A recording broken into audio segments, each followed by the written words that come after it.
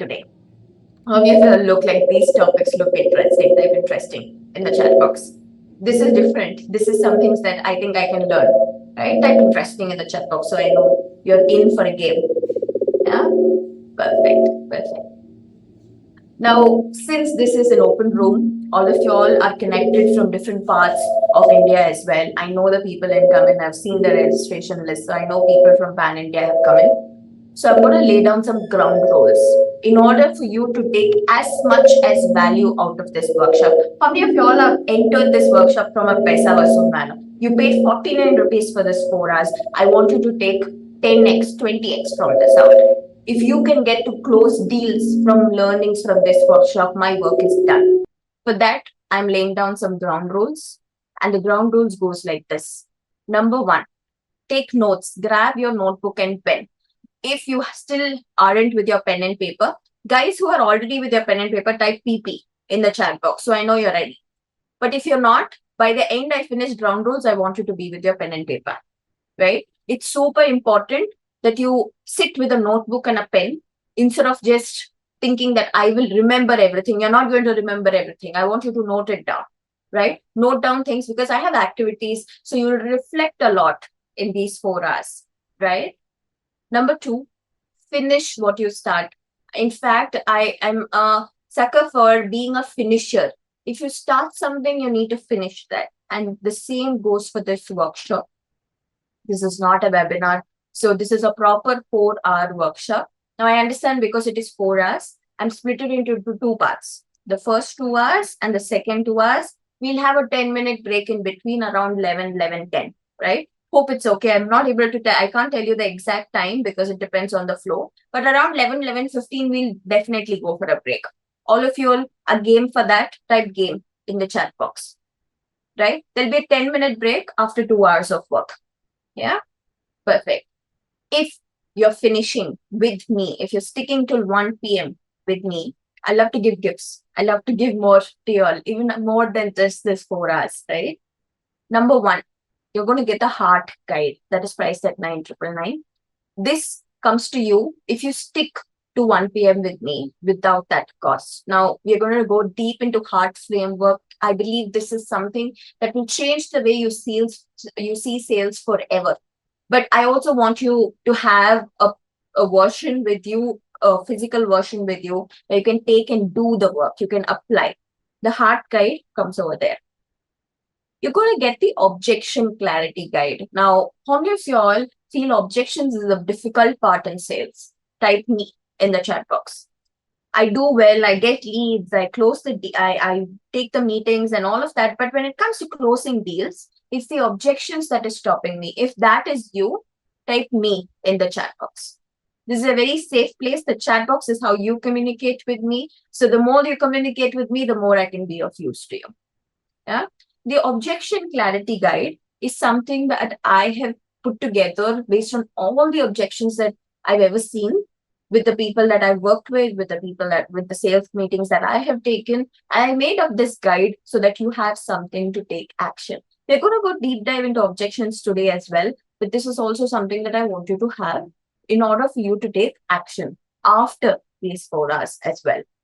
And number 3, a sales flow guide. We're going to go look deep into your sales flow today. But again, I want you to have something to hold on to. If you're a pen and paper person like me, print it out. And these are all in a fill in the blanks version. It's going to be of great help to you to apply the concepts that you learn from it, because that's when you come full circle. You apply and then you can come and tell me back on social media that, hey, I applied this specific thing and it works wonders. I've had people doing that as well, right? Number 3, the Q&A, I will keep it after the training. Now, I have a dedicated time for Q&A. The reason I've kept it after training is because all of us over here are in a very learning mindset. Now, I know I've designed this workshop so that your questions get self-answered as well, right? When I sat through it with a lot of variety. I know there'll be a lot of variety in this room. You guys will be doing different forms of businesses. You are coming from different walks of life as well, right? So I prefer to keep the Q&A after the training. because your question might not be another person's question. So I want to make sure that I address all questions, but I'll do that in the dedicated time. How many of y'all are good with this rule? Type Q&A in the chat box. You agree, you commit to the Q&A after the training, right? All of your questions are designed to get answered throughout the course of this 4 hours itself, right? If you have any questions left, then we'll have it in the training, right? Number 4, now I want to reiterate who this training is for, who these 4 hours are super, super important for. Number 1, if you're a business owner, how many of y'all are business owners? Type B in the chat box. If you're a business owner, then this training, this 4 hours that you're taking, will give you a different outlook of how you see business. Regardless if you do sales or your team does sales, this is going to be useful concepts that you can take and apply in your business, right? And if you're a coach, how many of y'all are coaches? Type C in the chat box if you're a coach. Any kind of coach, any niche, doesn't matter. If you're a coach who sells services, you're the product of the product, this 4 hours is for you as well. Or if you're a professional, you're in a senior level job, you're in a managerial level job, where sales is your shoulder, where you are also a big part of revenue coming into the company, right? Or if you're a CXO, then this program, this training is also for you. All the professionals in the room, type P in the chat box. P for peacock, P for professionals, right? Number 5, give your 100%. Lock yourself in a room, be present both physically and mentally. I've locked myself in the room. This is actually my home office. So I've locked myself in order for giving you all that 4 hours. I want you to lock yourself in a room so that you can invest this 4 hours for a proper learning. How can you be physically and mentally present? Pen and paper will help you to be physically and mentally present. Make sure by now you should be sitting with your pen and paper. Type PP if you are ready with your pen and paper. There are a lot of concepts that you will learn, a lot of concepts that are going to be new for you, or they aren't new, but you're going to see a different version of it. So I want you to be ready and make notes so that you can revisit and make use of them, right? And number 6, keep your energy high. The way you can engage with me is the chat box. And there's a code word. Let's have a code word for this room now. Heart. HEART. Any moment it's a new learning. Any moment you feel that this is a game changer. Any moment you got a different version of thinking. A wow moment. Basically, you use HEART. Type it in the chat box so I know you commit to keeping the chat box, this room, as engaged as possible. Heart. HEART. I know the emoji can be a little difficult to find in the chat box, so you can just type heart, HEART. Yeah, perfect, perfect. How many of you believe I'm giving my 100% now? Type 100% in the chat box. Believe I'm giving my 100%? Yeah, yeah. It's 9 a.m. I want you all to give your 100% as well. Do you promise to stick with 1 p.m. and take enough learning to take home and apply in your work, in your business? Type commit in the chat box so I know you're committing to keeping your energy high, to give enough time for learning in this 4 hours, right? Type commit in the chat box. I don't take your commitments lightly, guys. I take it something is very serious, right? Throughout this 4 hours, you can have that one idea that changes your outlook, and my work over there is done.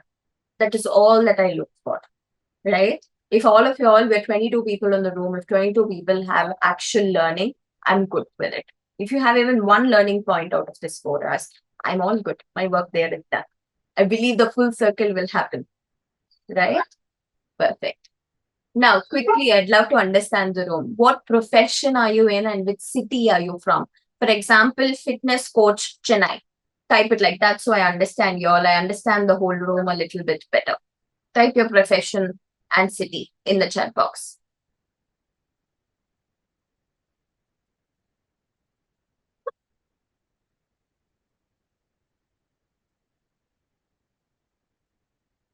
Business consultant, Kerala, Hyderabad, real estate. Got it.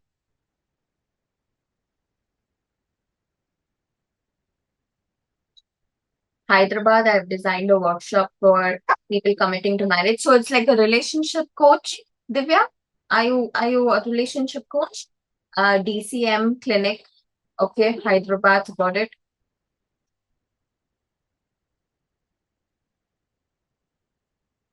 In Chennai right now. I'm born and brought up in Chennai. I've been in sales my entire life, not just by my work, not just by the profession, but by environment also. I come from a family business background, so I've seen businesses running from quite a young age. I've seen the ups and downs of what a business can do. I've seen what goes into the business owner's mindset. And from there to cut to building my own company, there was multiple bits, use cases that I got to learn, but there were so many things that I had to learn for the very first time. There was nobody who could hold my hand and correct me for the first 2 3 years of my business journey. If I felt that if I had a mentor at that time, it would have been wonderful. That is what I thought. And that was the stepping stone for this Selling with Heart workshop as well. Number two, I worked with around 500 plus high net worth and ultra high net worth business owners. How? Through our company, SGI Collective. We are a collective company. We hold multiple services under it. It's like a parent company that holds a consulting company, an agency under it. We have multiple projects that has been running around from different angles as well under the same company. So we roll out an idea, it works in the market, we make it, we register it into a proper company and build systems around it. Number three, I've closed around 6 crores of sales just in the last 3 years. This number has been updated since we just closed the finance, but independently is a word that I wanted to highlight. But though we are three partners under SGI Collective, all of us have different roles, and my major role was bringing revenue to the table.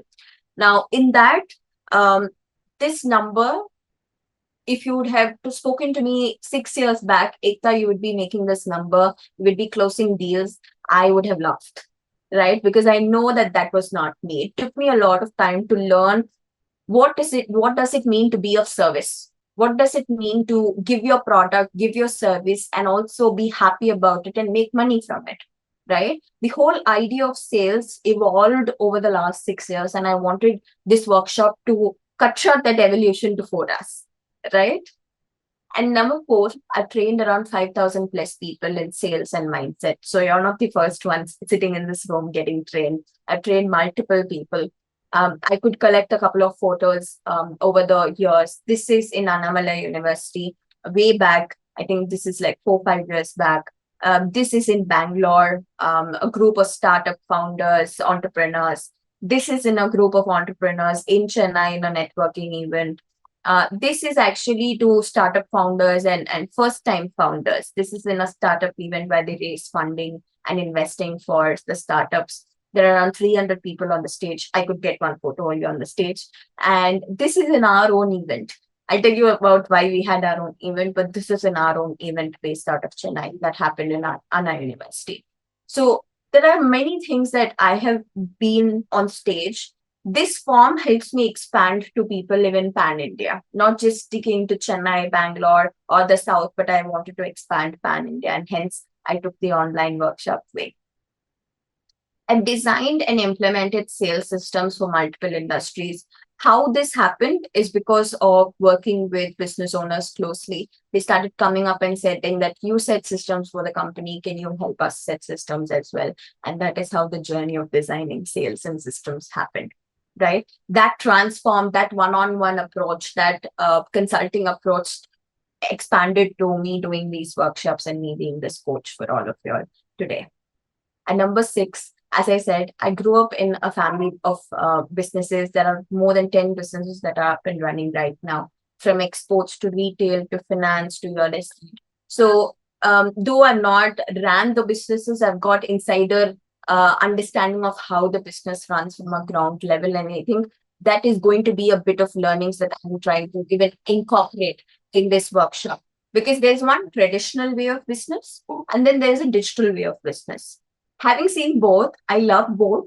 And I think right now, at the stage of where we are in the market, there should be a mixed form of business. There are certain lovely points when it comes to traditional way of doing business, and then there are lovely points when it comes to the digital way of business. I mix both. Today, you're going to see how you can mix both as well in order to focus on your sales. This is going to be very business specific, revenue specific, sales specific, right? This is one of the screenshots. There's a reason why I put this screenshot to you. You see this, Shakti converted this call to. This is one of my one-to-one clients from Jan 2026. We've been working even before around November, December itself. And you look at Shakti converted this call to. This is a posture alignment specialist that is not a doctor. Hence, the trust building is very difficult. But you see, converted this call to, she has 17 years of experience, and it took her time to understand how can I create an offer that I don't undercut or I don't give my offer in discount prices. I want to price my genuine pricing, which also gives me a little bit of profit, and also I'm happy with that pricing. Shakti converted this call to is in her actual offer. And from there on to now, she's in my long term. I travel with her in a long term in my mastermind as well. But there's a reason why I put this screenshot. All of y'all inside, you have the capability of coming and telling me this as well. Provided you take action for these 4 hours, provided you take into concepts, you understand your current sales experience, and you take home and apply. If you have a sales call today, I highly recommend you learn it and you apply it today itself. In any of the meetings that you need, I want you to apply concepts so that you can come back and tell me like this, right?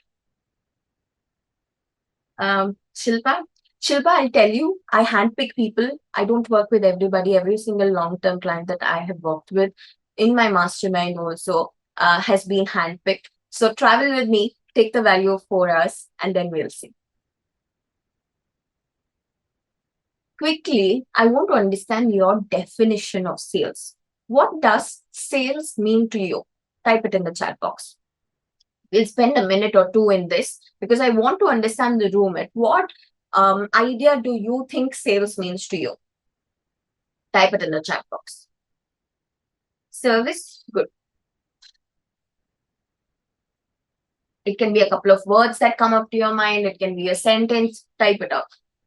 Solving problems, got it. Addressing and providing what the person is concerned with, got it.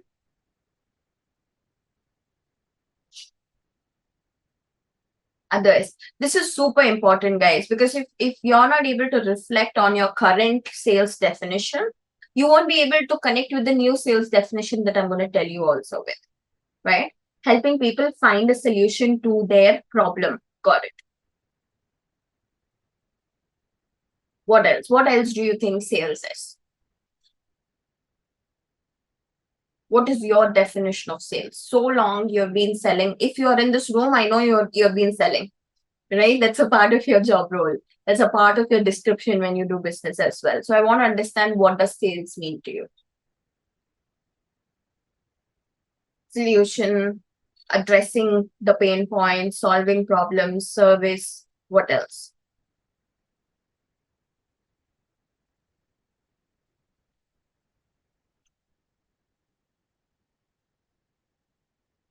Solving problems, got it. Shall I tell you what I have learned sales to be as? For me, sales is a game of both heart and mind, both emotions and logic. How many of you all feel this is new? Type new in the chat box. This is a completely different outlook. It's like, I've always been on the logic end, or I've always been on the heart end. I've not connected both. I've not connected the heart and mind, right? I'll tell you this. Let's look at all the important parts of life, important decisions that we make as human beings. Now, this is something that all of you will definitely agree with, because I know for a fact that we humans, when we look at the difficult decisions in our life, all the major decisions, be it our career, who do we marry, where do we choose to live, what kind of education we choose, where do we choose to study, right? Where do we choose to work? Which company? All of these are super important decisions in life. Agree? Type agree in the chat box if you agree with me. They are super important decisions in life. You'll have to be with me. The chat box is the way I know that you're not sleeping over there, right? So wake up and be engaging. Yeah, agree? If life itself, now tell me all those decisions you took thinking from the heart first, thinking from what you are feeling. Are you feeling good with it? Are you feeling happy with the decision? And logic entered later. You first decided that you wanted this field, and later you figure, okay, I chose this field, now how do I make it right? Logic comes secondary. Emotions come first. This has always been our human understanding of how we make decisions itself, right? There are research papers written on this also. When it comes to heart and mind, I believe sales also is a part of life. So sales also means there's both heart and mind connected. There's more emotions and logic connected. Now, I want you to put a number to this. Now, this is a matter of fact where you understand what kind of a game you have been playing when it comes to sales. If I ask you to put a number to emotions or logic, what would it be? 50-50, 70-30, 30-70. Put your number in the chat box. Your ratio.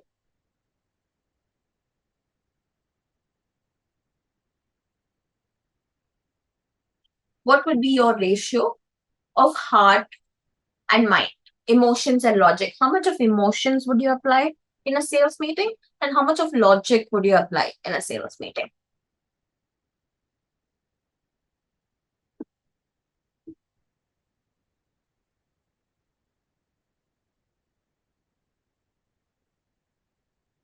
Fifty-fifty, emotion 70, logic 30, 50-50, 90% emotions. Good one, Pradeep. 50-50, Shilpa. Got it. For me, I've always seen sales. The time that this shifted, everything shifted in my sales. I saw it as a 90-10 game. How many of y'all, this is a wow number? 90:10.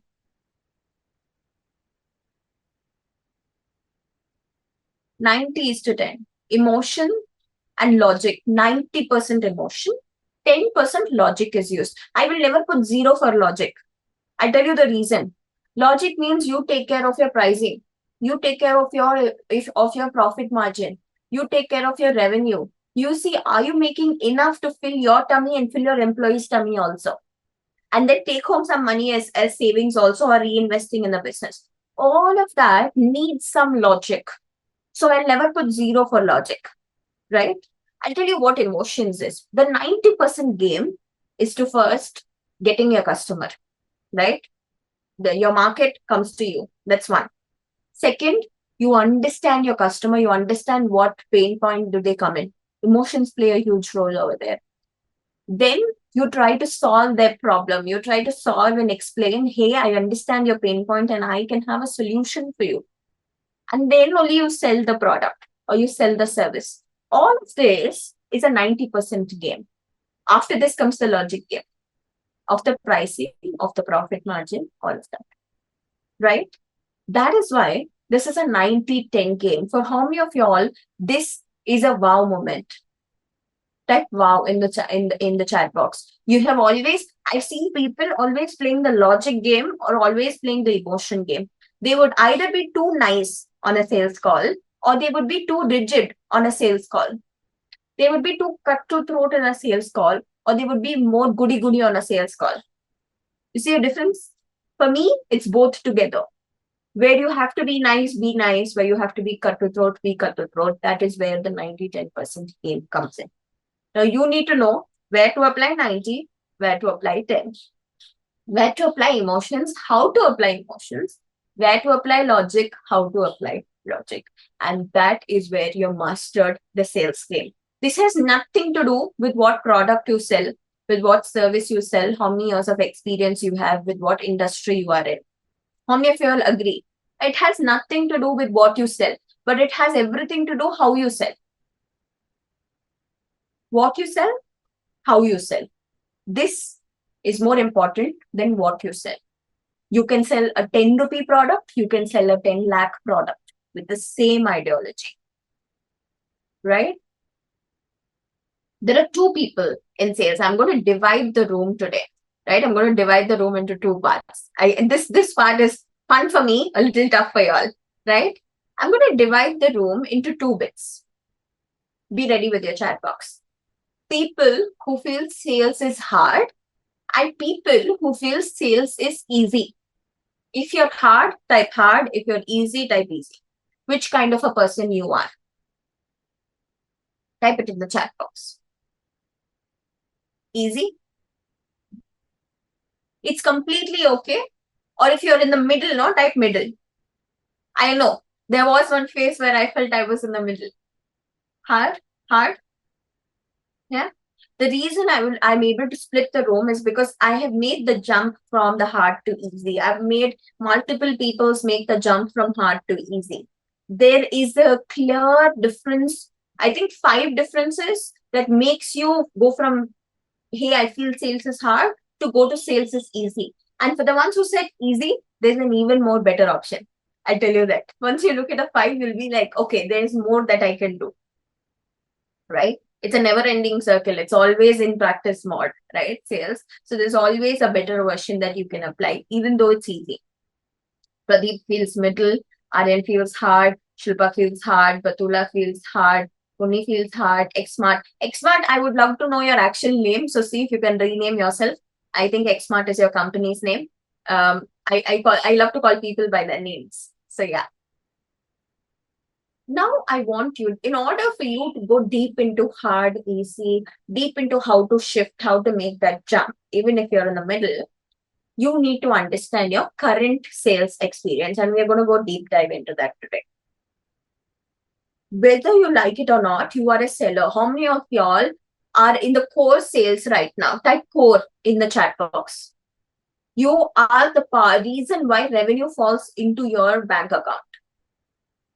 Type core in the chat box. Srijesh, got it.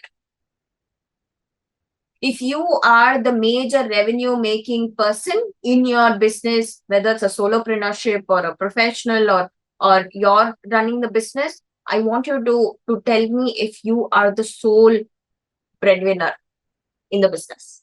Tell me that. Opening up the chat box. Pradeep feels scored. Aryan is scored. Got it. Others? There's a reason why I'm calling you all out. Because whether you like it or not, I've seen business owners who refrain from doing the sales because they say sales is not my cup of tea. I believe if you're at any level of life, sales is your number one role. You're in a profession, you're working under somebody, you're an employer, right? You're an employee, you're an employer. Both sides, sales matters, right? What you sell is different. Selling is going to be a core part.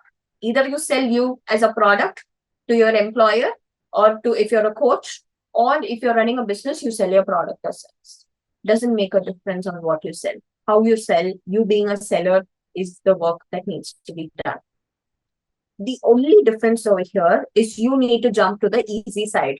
You need to jump to the hard side, right? We're going to go deep dive into what this hard side is in a couple of time.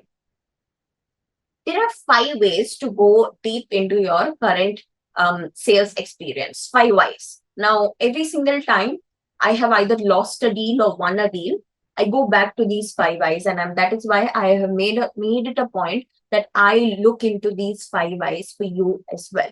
We'll go one by one. Number 1, whether at any point of sales you are in, conditioning is one major reason why you can either lose deals or win deals. How many of you understand the word conditioning? Or if you don't, type don't in the chat box. Do you understand or do you not understand? Type yes or no in the chat box. It's easier. You understand? Divya says yes. Yeah? How many of you all don't understand conditioning? It's like, this is new for me. Type no in the chat box. I am okay to take both. This is a place of learning, and the more open you are, the more you get out of me. the more I am put to use. Yeah? No? Got it. Thank you for being open. Conditioning, I'll show this to you in a diagrammatic representation, okay? This is very easy to concept-wise. On theory, it's very easy, but in real life, it's a little difficult. This is society. You see all the Zuzus, all these dolls. This is society, okay? This is you. The different colored doll, Zuzu, is you. Be the movies, be the culture, be the people around us, be the way that we have seen other people selling things to us. All of this is a conditioning, right? Every single time you see something happening, your brain goes that, okay, that is how it needs to be done. And often, I've seen the movies, the cultures, sometimes the people around you, your relatives, your parents. If you come from a family business background like me, then you'll understand that inside the family itself, they will teach you how to do business, and your brain is conditioned to do business that way only. Your brain is not conditioned to take another path that might work also for you, that can make your business 2x, 4x also. That, I believe, is manipulation. All of the things around you, it doesn't have to be all. It can be even one, just movies or cultures or people. This thought that selling is equal to manipulation would have been seeded in your mind. And this thought, this belief that selling is equal to manipulate, I need to oversell, I need to over discount, I need to cut down my offers. If my sales goes in this particular way, only then I will close the deal. That one belief of manipulating can cost you every single sale. How many of you all want to hear my story of when I understood that this conditioning is making me lose deals? Type me in the chat box and I'll tell you the story. Right? If not, I won't. No problem. The reason over here, when it comes to conditioning, it sounds so simple, but it's one of the major whys of your current sales experience. If you're undercharging, if you're underpricing, if you are no, if you're always people are discounting from you, asking for discounts, if you're not able to have a set tone, if you're not to be able to build authority in your sales call, if you're not able to build trust in your sales call, all of these, the grounding starting point can be conditioning. This is a story from around when I was a freelancer. I didn't begin business right away. I was in a freelancing mode as well for quite some time, around a year, close to a year. During that, I used to get good leads because I used to write on LinkedIn. So LinkedIn has a very intellectual audience. So a lot of leads came to me. And the very first thing, I got this one lead who's now a very good friend. But that time, my urge when I got his lead, when he reached out to me, immediately my thought process wasn't that I need to serve him, that I need to figure out a plan on how I can handle his social media. I was doing social media services at that time. So I didn't think about what to do in order for him to give results to him. But my first thought was whether should I charge him 30,000 or 60,000. That time the thinking of Ekta was, I had a partner, a fellow freelancer, and we both used to do big projects together. That time, big projects was 30,000 for me. So what I was thinking is, if I take 30,000, then I'll have to split for 15. But if I take 60, then I can take 30 per month, and she can take 30 per month. Then it will be more easier. How many of y'all think I closed that deal that day? Type yes. If you think you closed, type closed. If you think I lost the deal, type lost in the chat box. Quickly, I'll tell you what happened then.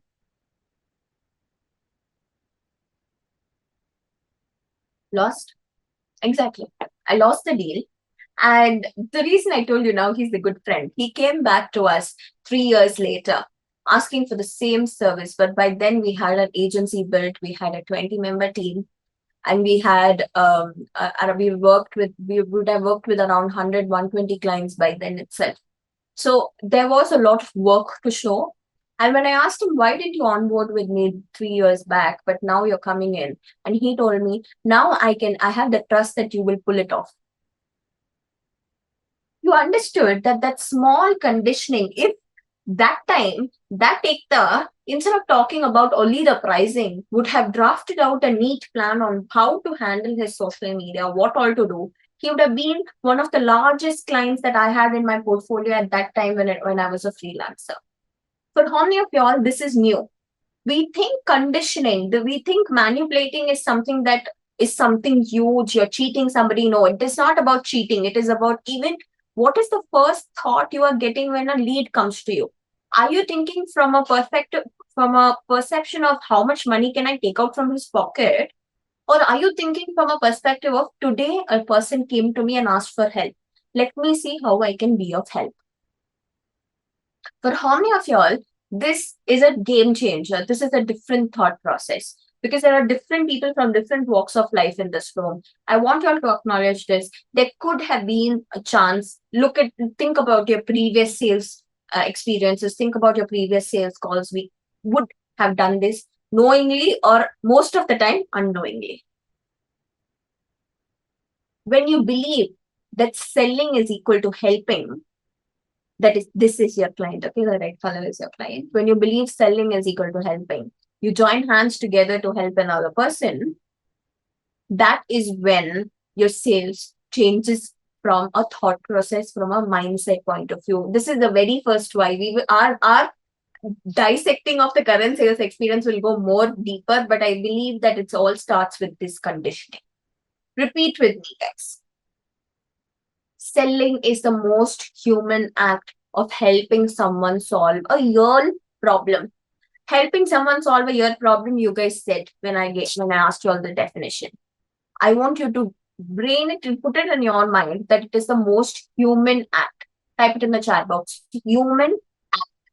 It's very important because in the rush of making money, in the rush of building revenue, in the rush of, okay, I close deals, I'm going to close deals, I have 10 leads in my hand, we move away from thinking this from a human perspective, from a human act perspective, from a helping perspective to a revenue perspective every single time.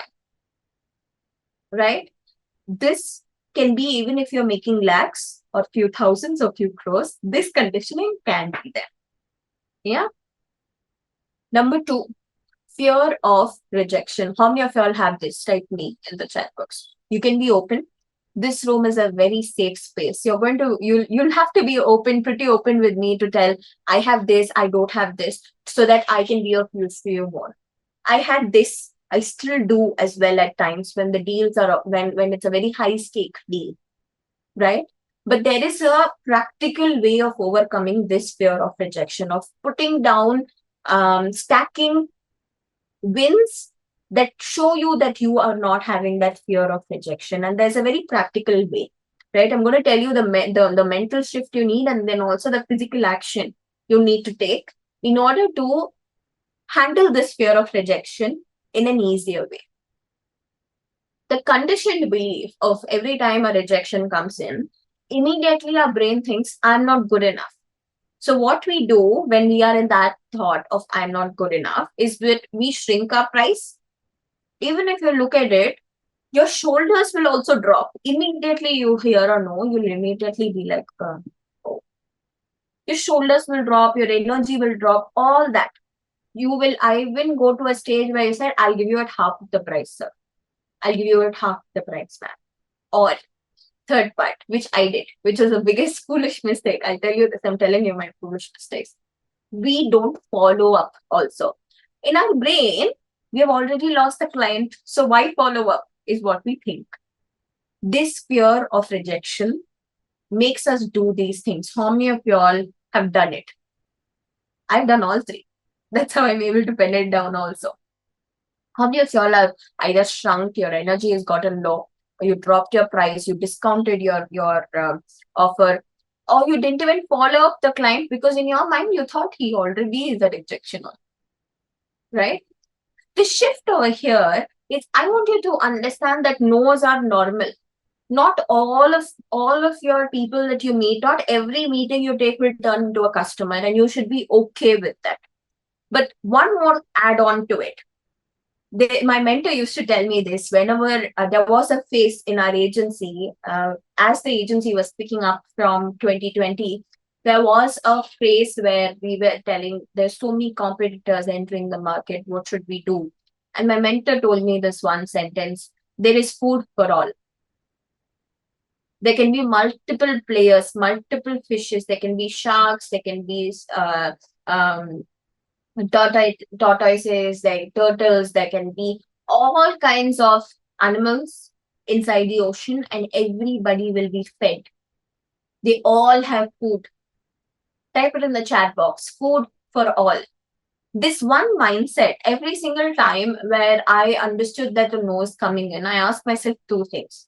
One, did they leave because something in my offer, or did they leave because they're just not my customer? Because there have been multiple chances where you would have faced a rejection because not because of something you have done or in your process, but because they are not your customer, right?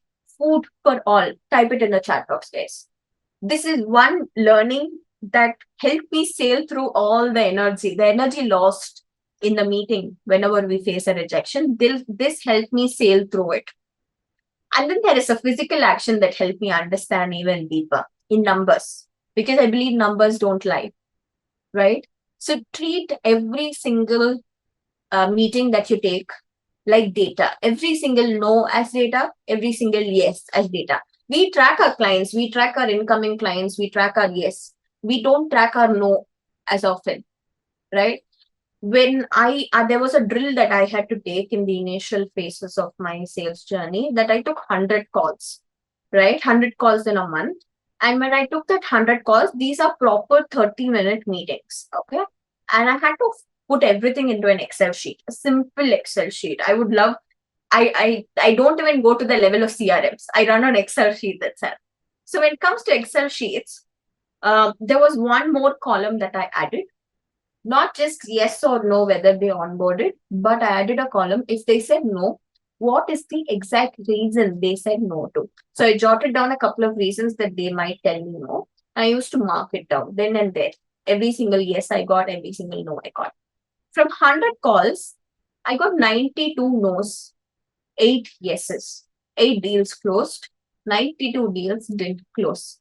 How many of y'all think that is a very huge ratio number? Type huge in the chat box. 92 is to 8. Very huge ratio, right? A big chunk of your calls didn't go by. And I was hitting my head.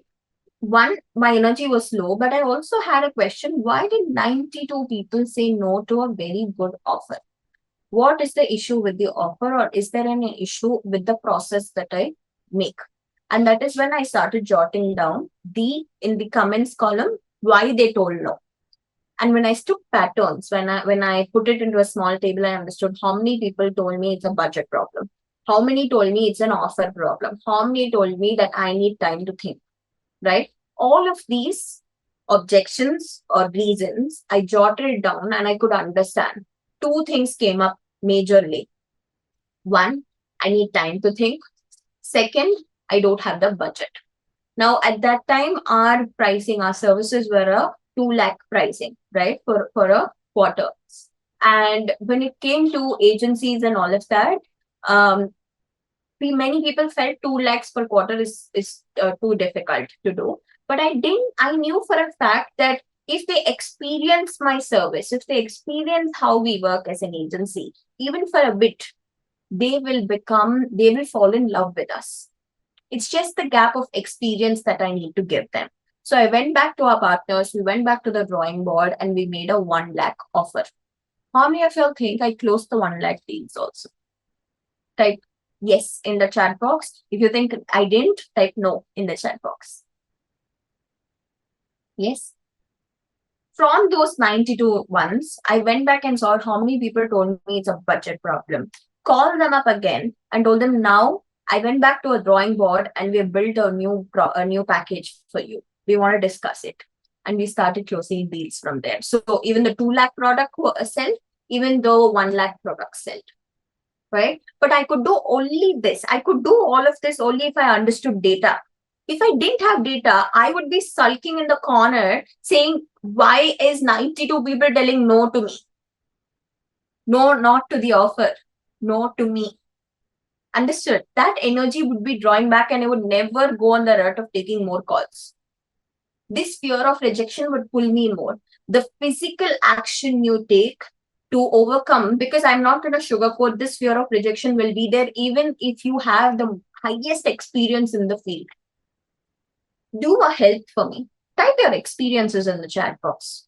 5 years, 10 years, 20 years. What's your experience? Type it in the chat box. I'd love to know your years of experience more deeper. 8 years. Wonderful. Batula says, Kiranmay, sorry, been calling you by your second name. Kiranmay, 8 years. Others, what's your years of experience? There's a reason why I'm asking you all this.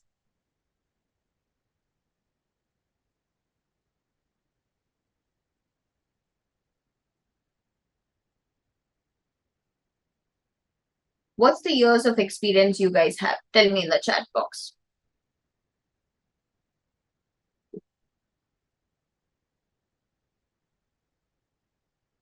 When it comes to data, right?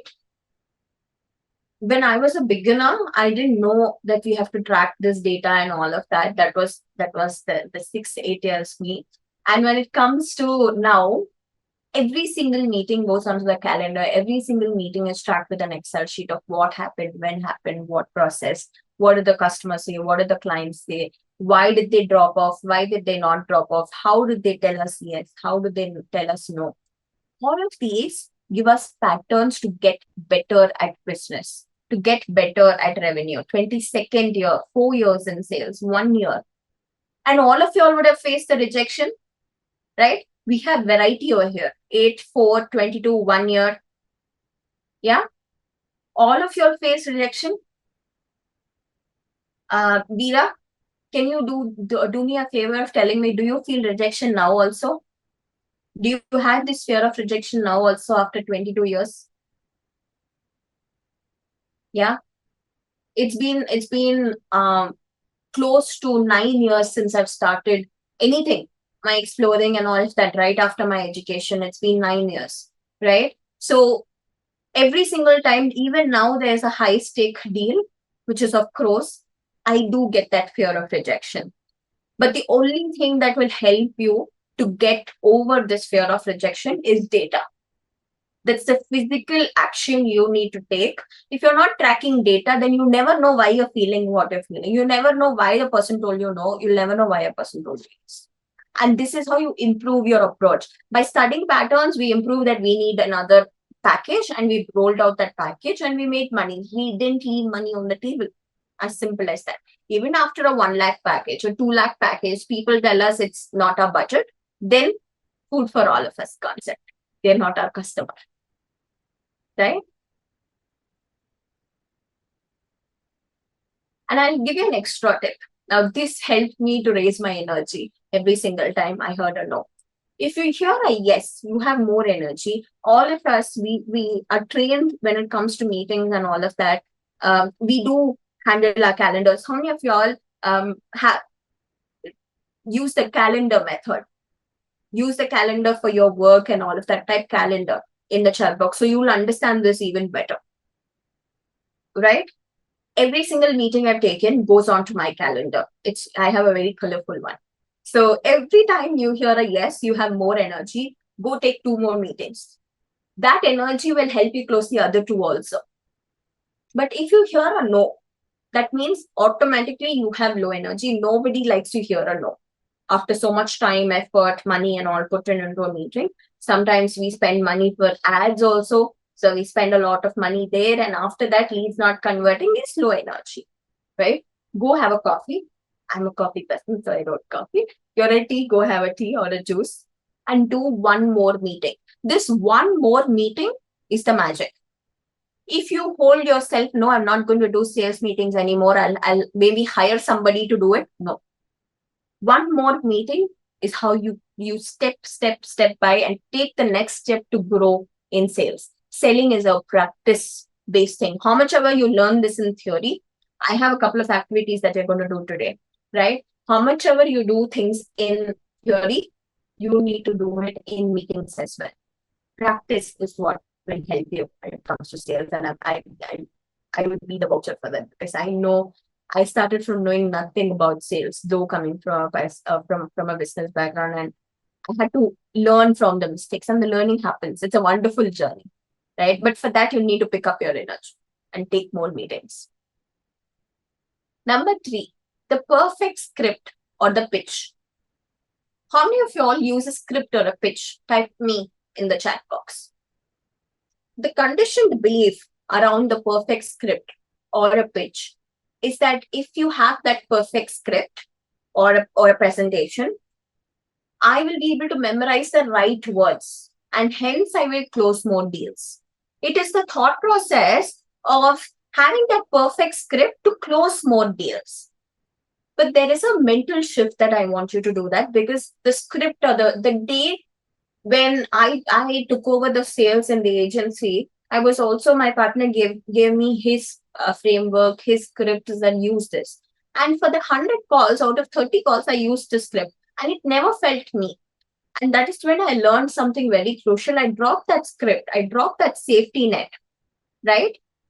It is not actually situational. It can be very thing. If I'm telling you to drop the script, that means I'm going to give you all something even better, right? So when I say the scripts acts like safety net, not for your customer. It works for you, so that you don't fall or mispronounce a word or say something which you didn't have to say, right? I believe the best conversations are happening when it is based on two human beings and it is not a rehearsed approach, right? Having a script or a pitch will make it rehearsed. How much ever we try to not make it rehearsed, it will make it rehearsed. And we are not human to human business. You can sell anything. You can be in a B business. You can be in the B2C business. But this, you are always in the human to human business. The day the world becomes more of robots and AIs, it will change, but not for now. We're not looking at that at any part right now. Humans are still going to be the core, right? And when you're selling, you're going to sell to another human. You do it virtually, you do it in person, it's another human. I don't want you to have those conversations rehearsed. I want you to have those conversations in a very raw approach. And what I mean by raw is range. Pen and paper, guys. Type PP in the chat box so I know you're ready with your pen and paper. Activity time.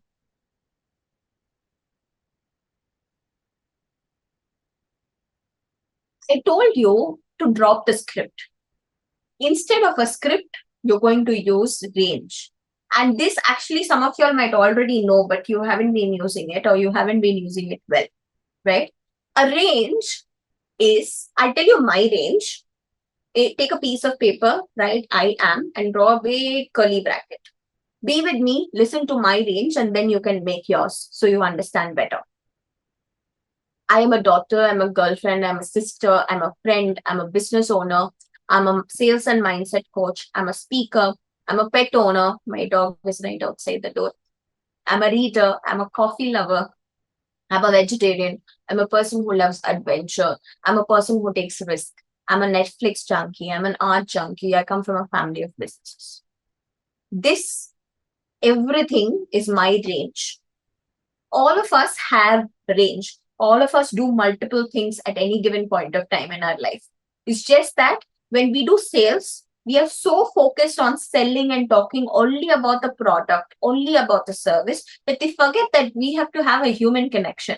We have to have a human conversation. Every single message that we send out, every single meeting that we take, every single call that we take with a potential customer is always about the product or the service and not about who we are as a person or not about them, who they are as a person. I want you to write down your range. If you want to do it in a paper, you can do it. If you want to do it in the chat box with me, you can do it in the chat box. So I can correct you all as and when as well. Take 2 minutes to write down your range and pen it down in the chat box also so I can understand you better.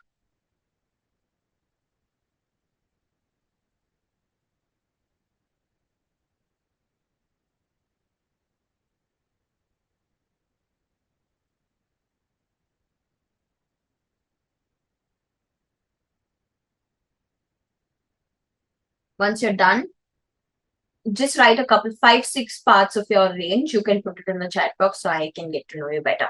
I'll tell you the most easiest form. For example, a pet owner.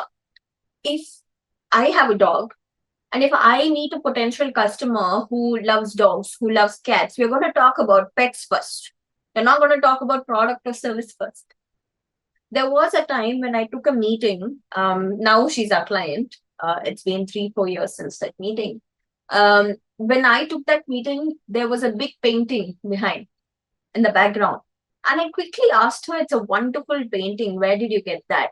And she said, oh, we didn't buy it. We made it. Me and my daughter made it. And then we had a conversation. I draw and paint and all of that. So we had a deep conversation about art first before even talking about what we're going to do. That time we still sell our services as an agency, right? So before talking about the services, before talking, she comes from an IT background, before talking about IT, tech, and all of that, we first spoke about art.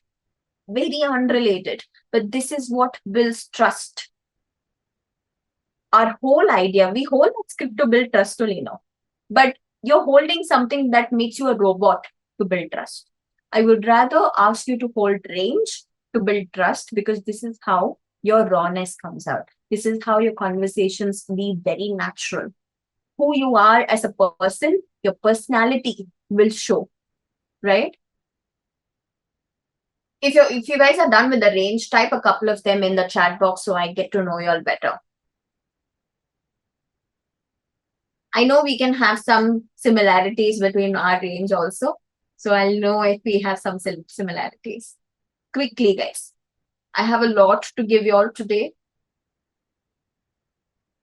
Prabha, you'll have to write your whole range. You'll have to make one. This is like my range, right? I've given you a whole list. I want you to make your range. You completed? Perfect. Pick a couple of them, around 4, 5, and tell me in the chat box now.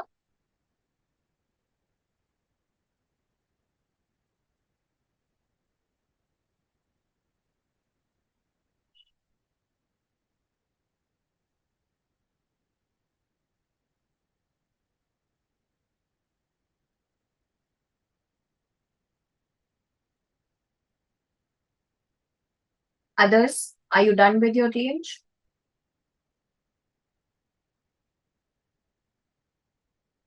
Dog owner. Oh, nice. What kind of a dog? I have a lab and a indie mix. Hosting parties. Poodle. Oh, nice. Wonderful. I once saw a full family of poodle at ITC. Nice. Bringing people together, hosting parties. I love creating programs, family of businesses. Wonderful. See, we have so much in talk, Divya. If you and me are meeting in person or virtually, we will be talking about dogs, family of businesses, parties, these programs before even talking about what we actually have to talk about, right? I'm a single mother of 2, super strong, a good communicator. I'm selling to help them. Wonderful, wonderful. If you're a good communicator, then I take it, Prabha, you're also a reader. Then we'll be talking about books. We'll be talking about communication in a much more deeper way. Daughter, coffee lover, homebody, cat owner, love art and music. Art and music is something that we'll be talking about for me. You love traveling, cat owner, art and music. Kiranmay, then we'll be talking more about traveling. I'd love to hear those travel stories first. I'm a daughter, sister, friend, mentor, dog parent, animal communicator, artist, dancers. Then you got it. We're going to talk about animals first. I'm driving enthusiast, son, husband, father, business owner, yoga, good listener, reader. I have a lot of friends who do yoga, Pradeep. So we'll be talking about yoga first. We'll be talking about books. You understand that in order to have a conversation, you don't need a script. You don't need a presentation. You just need to get those hints from your customer, and you can build from it, right? This is how you can actually build trust. How many of y'all understand the concept of range? Type me in the chat box. It's so lovely. You don't need that piece of paper, that script to build conversations, to use the perfect scripts, but be that person, be that human, show who you are, right? That is why selling with heart. right? There's this term also in the investor world. Most of the VCs and investors don't bet on the startup, on the product, or the founder, or the service. They bet on the founder who's building the product or the service, right? They don't bet on the cart, they bet on the horse. Every sales meeting, they are not betting on the service or the product, they are betting on you. You're that horse. So make sure you build trust on that, right? That is super, super important. For how many of y'all this is new? Type heart in the chat box. This is something that you're going to take home and apply. You can apply this. It's super easy. Nothing that I will tell you in these 4 hours is going to be difficult concepts, right? Everything is super easy. Number 4, salesperson mindset. Now, this is something super, super important because I believe this might also be a huge reason why you're inside in this room learning about sales. The conditioned belief of this mindset is sales is transactional. You give your product, you take money from it, you move on. No relationship building. I've seen this more often in brick and mortar businesses, in very traditional businesses. It's a salesperson mindset. But the mental shift that I want you to do over here is you become the doctor. You become the diagnostic mindset. You first understand and then prescribe. How many of y'all have family doctors in the room? Type family doctors in the chat box. You go to family doctors alone. Me. Why do you go to family doctors, Prabha? Can you tell me why? Why do you choose family doctors over other hospitals or over other reputed? Trust. Pradeep says trust. Exactly. We all think only a doctor can do that, but we can also do it. I'll tell you exactly the process and I'll connect with how you can do it. You go meet a doctor. The first thing you need to do is book an appointment, right? You book an appointment. You show up on time and the doctor will be there. Doctor also shows up on time. Once you meet the doctor's immediate question would be, what's happening? What's wrong? And you explain the whole pain points, the problems. The doctor tries to understand, okay, this is what you're facing. These are your symptoms. Let's understand the root cause. Let's understand why this is happening. So he will diagnose. Once he diagnoses, he will say, okay, this is the root cause. Now, this is the treatment. These are the tablets. This is the medicine. If I need more understanding, I'm going to prescribe you some test that you need to do, some scanning that you need to take so that I can help you better. And after that, he tells you, you can pay my fees at the reception. How many of you all understand that this is a pakka process of trust? Type me in the chat box. If a doctor would have right away, before you book the appointment itself, when you said what's wrong, what's happening, before even trying to understand your pain point, charges you a bomb, would you even want to continue with that doctor? Or he sits you down, he asks you what's your problem, and you just would have said one sentence, and immediately he would have said, okay, so this is the solution, ABC, I want you to take ABCD, test, scan, everything. Would you have trust to go do that, or you would go and take a second opinion? You understand? This is how an approach of a doctor does, and all of us can do that. Before talking about a service, before talking about a product, we try to diagnose, be the doctor in your industry. Now, if there are any doctors in the room, you already have DR in front of your name. I'm not asking you to put DR in front of your name, others. I want you to have that diagnostic mindset. Prabha says he knows my history. Exactly. How can we get to know our history of our customers? By researching about them, by understanding, okay, this is all that he or she is coming us with. Let's take out the time to understand the root cause, and then we'll prescribe the solution. We'll prescribe the service or the product, and then we'll talk about the pricing. This process is a diagnostic mindset process. Again, I want all of you all to put your years of experience in the chat box. Do it for me again, please. It can be 5 years, 10 years, 15 years, 20 years. I want you to put your experience in the chat box. Years of experience. Quickly. 22, good. 22, cool. Do you believe you can be the doctor in your industry? Type yes or no. Yeah. Do you think your current sales systems are in line with this diagnostic mindset? Reflect upon your current systems. Are you diagnosing first or selling first? Are you being the salesperson mindset, or are you having the diagnostic mindset? I'm asking you to become the trusted expert of the doctor of your industry. I've seen people who have done a lot of work. If you are in this room, it means you have done the work. I filter out nicely, right? Exactly.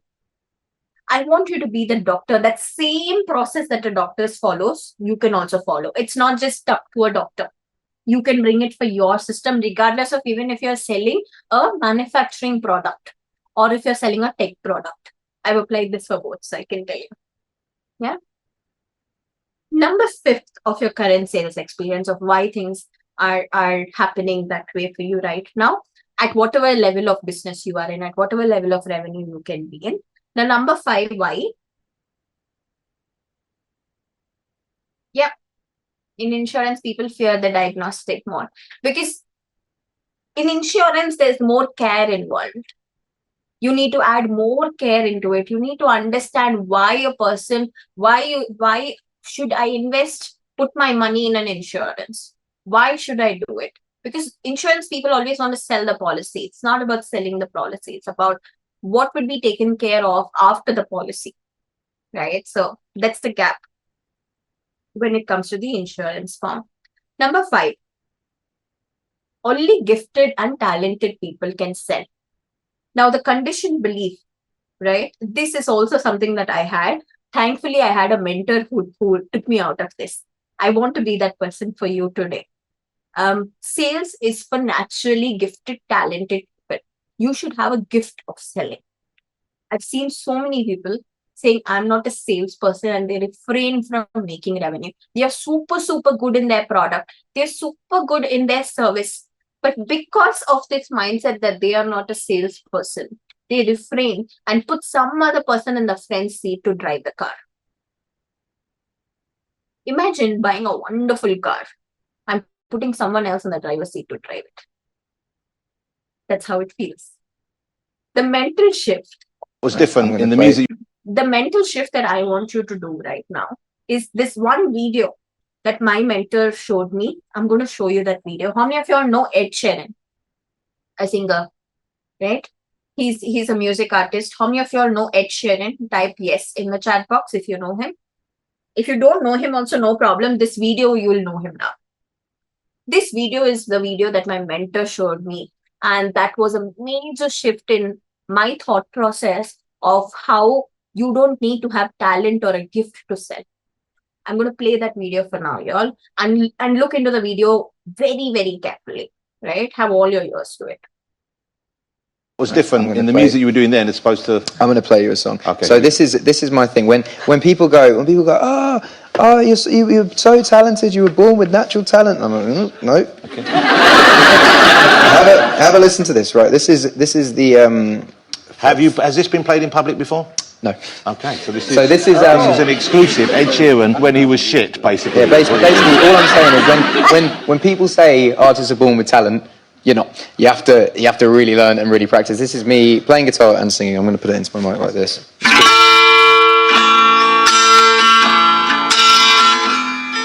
okay so far. It starts off. It hasn't started. Hold me. I'm addicted to you. And then. But I'm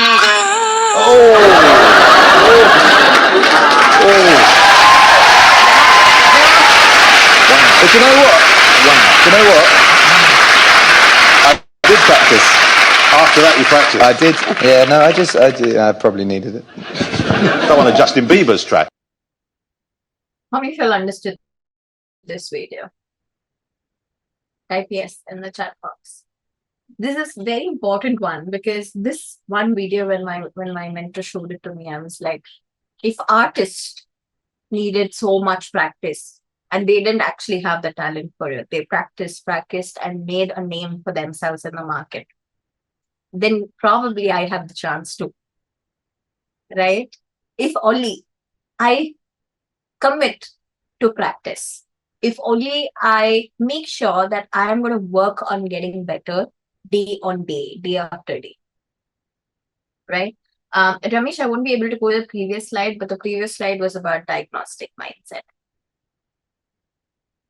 Here is the mental shift I want you to have, because some of you all, we might not knowingly have this conditioning, but I want you all to understand that this sales is a skill and anybody can learn it. Right? If you go to a kid and ask it to sell lemonade from a stand, they would walk in more confidently and sell all the lemonades and come to you and give you the money. But when we have asked an adult to go put a lemonade stand and sell lemonades, all the thought process, beliefs, I won't be able to do it, confidence things, what will people think about me, seeing myself selling a lemonade stand, all of that comes in. Only for adults, not for kids. I'm asking you to go back to that kid, go back to the phase of practice, go back to the stage that, hey, all that it needs to do is a bit of practice and I will keep getting better because it's a skill that I can learn. Now, here is where you can differentiate the ordinary from the extraordinary. The people who are doing good money in sales, who are actually good in getting good revenue, who are closing deals, who are building good relationships, use both the head and the heart, the mind and the heart. They don't leave out the logic. They don't say, I'm okay, I'll make revenue without profit. Or they don't say that I will make money only when I get my profit, or I don't want to do the process. I just want to make money directly. They will take the process of solving a person's problem. They will take the process of relationship building, even though if a sale takes more than the speculated time. If a sale takes more than a week, it's okay, but they will help people understand and then only sell. You use both your head and heart. How many of y'all, this is a wow moment? Type wow in the chat box. Most of us think it is more of a talent that we need, but skill can be learned. Practice is all that you need. If Ed Sheeran can do it, I think we can do it as well. Repeat after me, and I want you to type this fully, guys, fully. I can sell because sales is natural to me. I want you to type it fully. Sales is natural to me.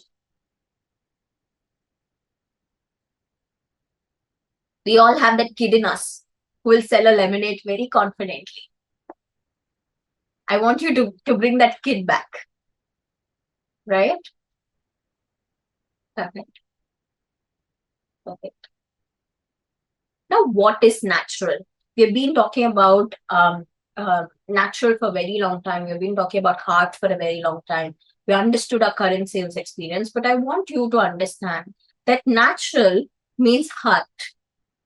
And I've spent quite some years doing sales the wrong way and the right way. I've spent quite some years losing a lot of deals, winning a lot of deals. And in this process, I kept asking myself, is there a framework? Not the CRMs or the tools that you need, not that kind of framework.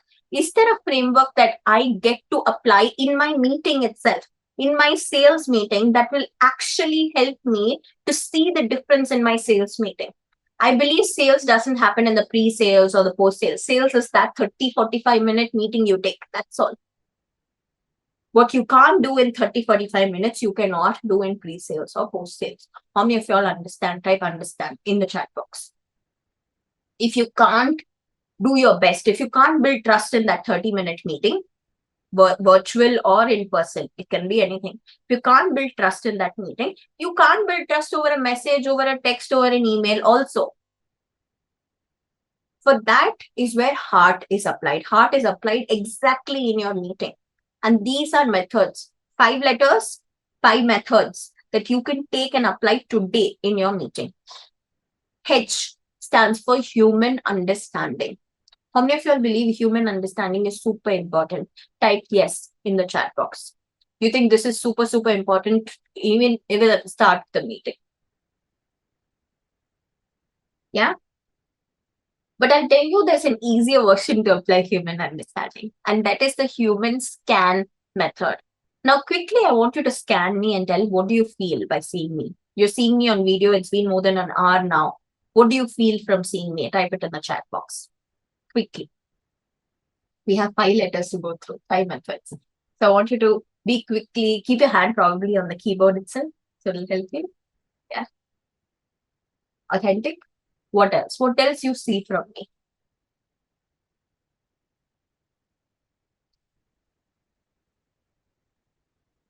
Interesting. Good. Here, we are all humans. You would have scanned me from the very moment you entered this room also. Right? And the thing is, we don't do this in the sales call. We need to do this method, use this method to scan our customers, to scan the people that we take meeting with, right? The human scan is exactly 5 letters. H stands for hungry or not. Are they really hungry for my product or solution or service, or are they just window shopping? Number 1. You need to scan for this. Number 2, are they unsure or overthinking? I will tell you exactly how this will look in your meeting also. Unsure is they come into the meeting and they immediately tell you, I don't know how this meeting is going to be. I don't know where to go. I don't even know whether you're the right person. And they'll be going saying, I don't know. Yeah? An overthinking person, I just got a deal even yesterday like this. On Saturday when I took a call. Overthinking is they will come prepared and send you a Google document also if needed about all the thought processes on they think why they need your service or what is it that they want to do. Right? We do personal branding services. So a person just shared me a full document about why and how they want their personal brand. That's overthinking. Right? Motivated or stuck. I'll tell you how this exactly looks at. In a meeting, motivated means they come very structured, they know what they want. When you talk to the person, you will see so much clarity, right? You'll be like, you are my prime customer. If every customer comes in like you, I will be super, super happy, right? It's like your ideal customer has just walked into the room. Stuck means even after understanding and diagnosing the problem, they still have that uncertainty. They still feel that I don't know what I'm doing here. I don't know why your product will help me. I don't know how it will help me. I've invested my money for a very long time and I don't know if this is the right investment. They will be talking a lot of I don't knows even after you discussing and being that diagnostic person. Anxious or calm. Anxious or calm, exact scenarios I'll tell you. Anxious is they'll walk into a meeting, in person, virtual, doesn't matter. They will not make eye contact as much.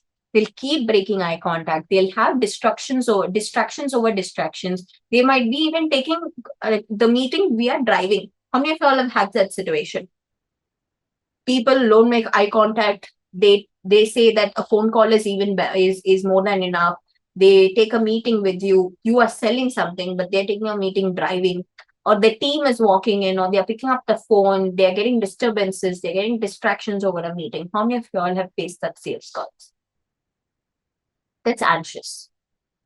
The opposite is calm. Calmness is where many times, got it. Calmness is where you will see them coming in a very, very undistracted zone. They will make eye contact and they will be like, now it is only you. For the next 30-40 minutes, my focus is only on you. That means they're very calm. And this sales can always happen when they are in a calm situation. I'll tell you how to make them calm also. It's the next method. But calmness is very important in a meeting. How many of y'all feel calm now? Type calm in the chat box if you feel calm. Yeah. N, needs now or later. When you scan, You need to scan for this this is a major thing. Otherwise, you would be spending the next 25 minutes or for 30 minutes talking with the wrong client.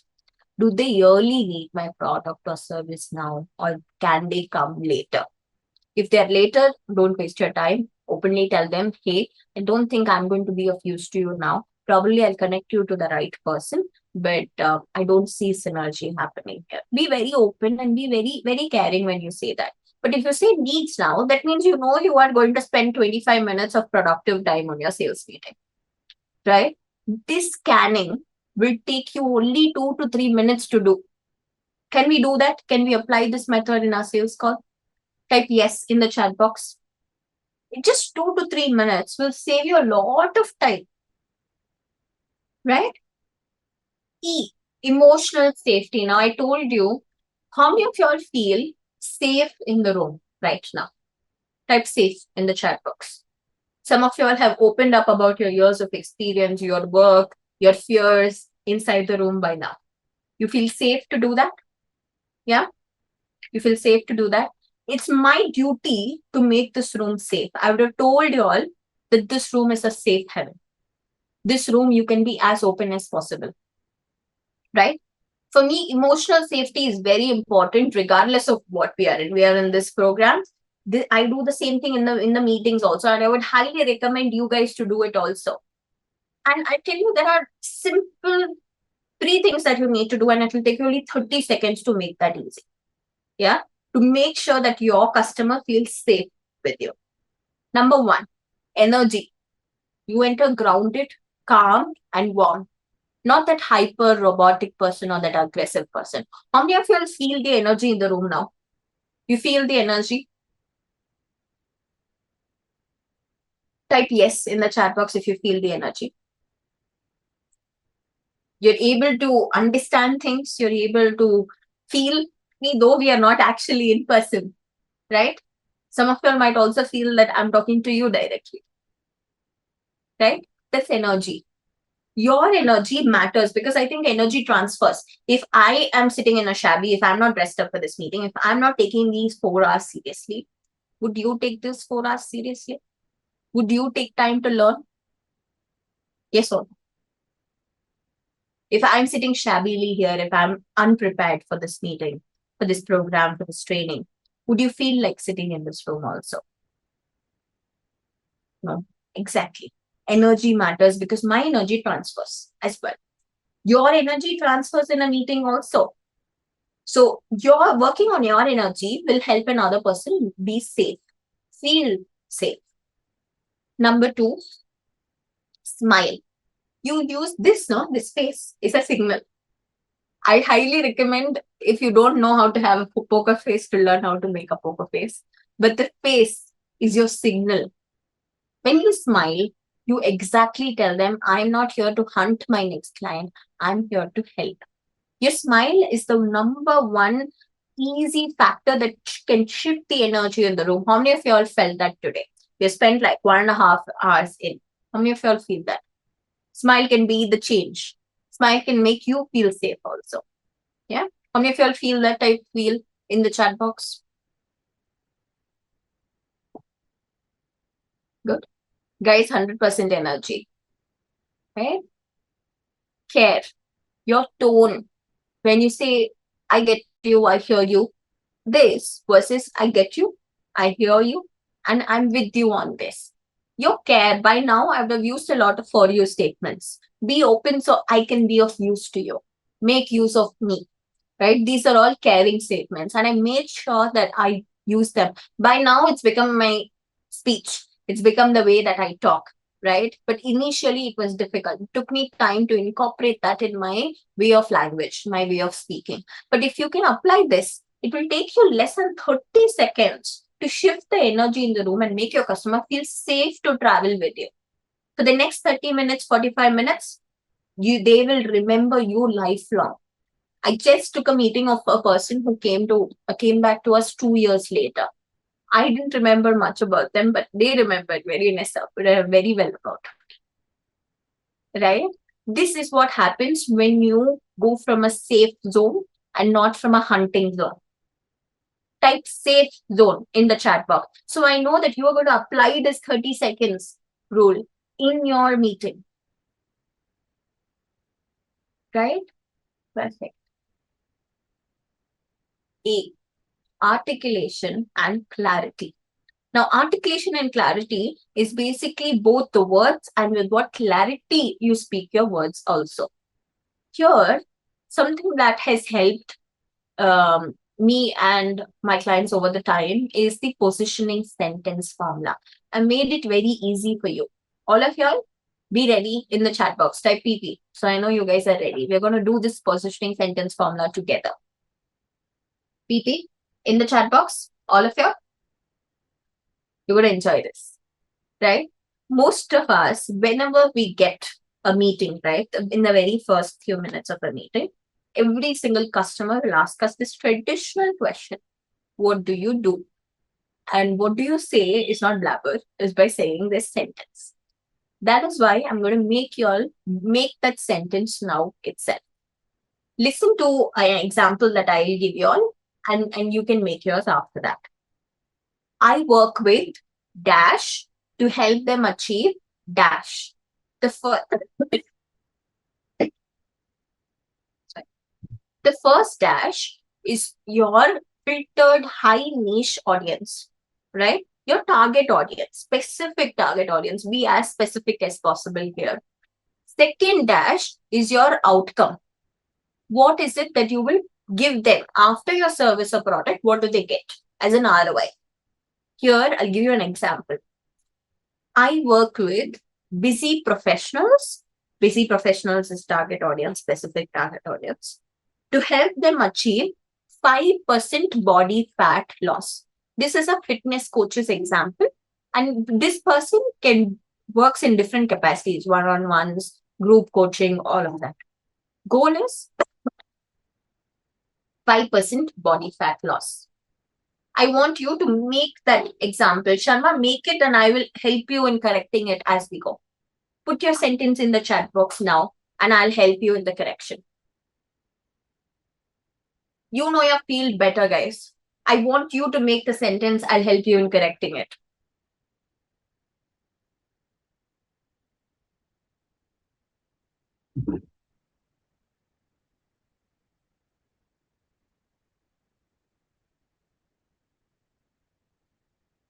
Type what feels right to you and I'll help you here.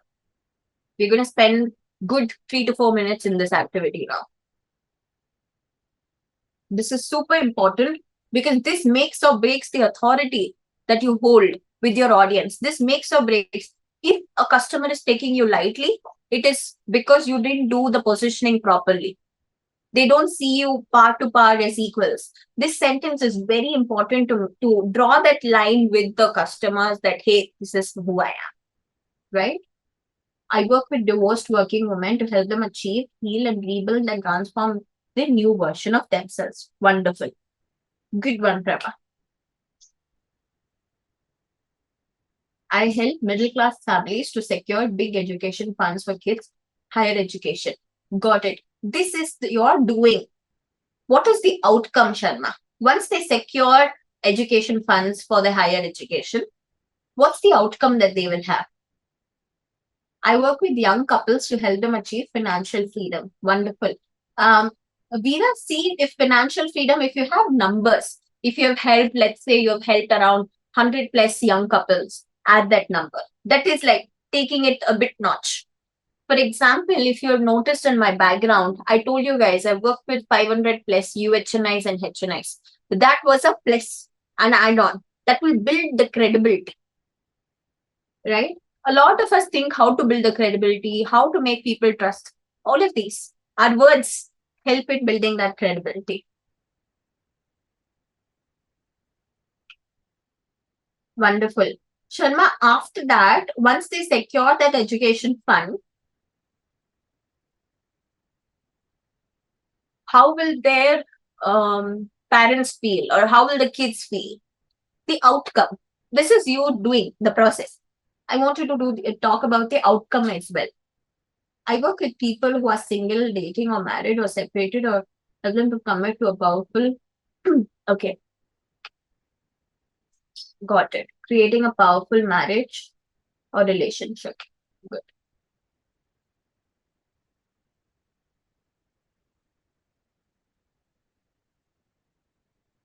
Basically help people to get into or build wonderful relationships, personal relationships. Good. Others, drop your statement so I can be of help to you. You can use me here.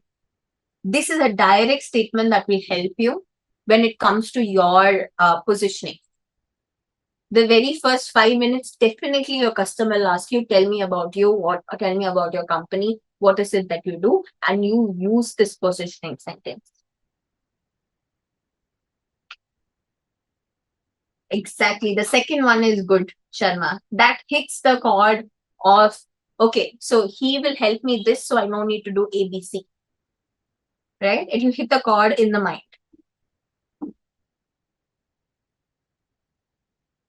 Good one. Good one, Sharma.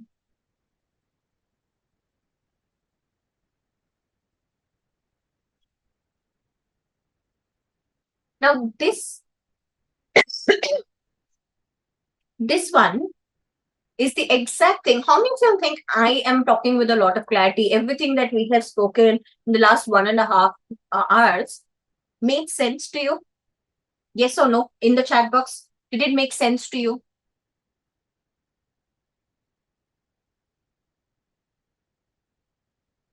Yes.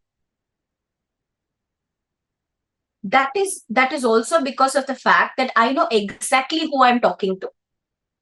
So I'm able to position. When I sat down, I was very careful about what to speak and what to not speak. Right? How do I draft my thought processes, my learnings, my concepts in such a way that one, it doesn't feel heavy. Second, it should feel applicable. Do you feel this position in sentence is applicable?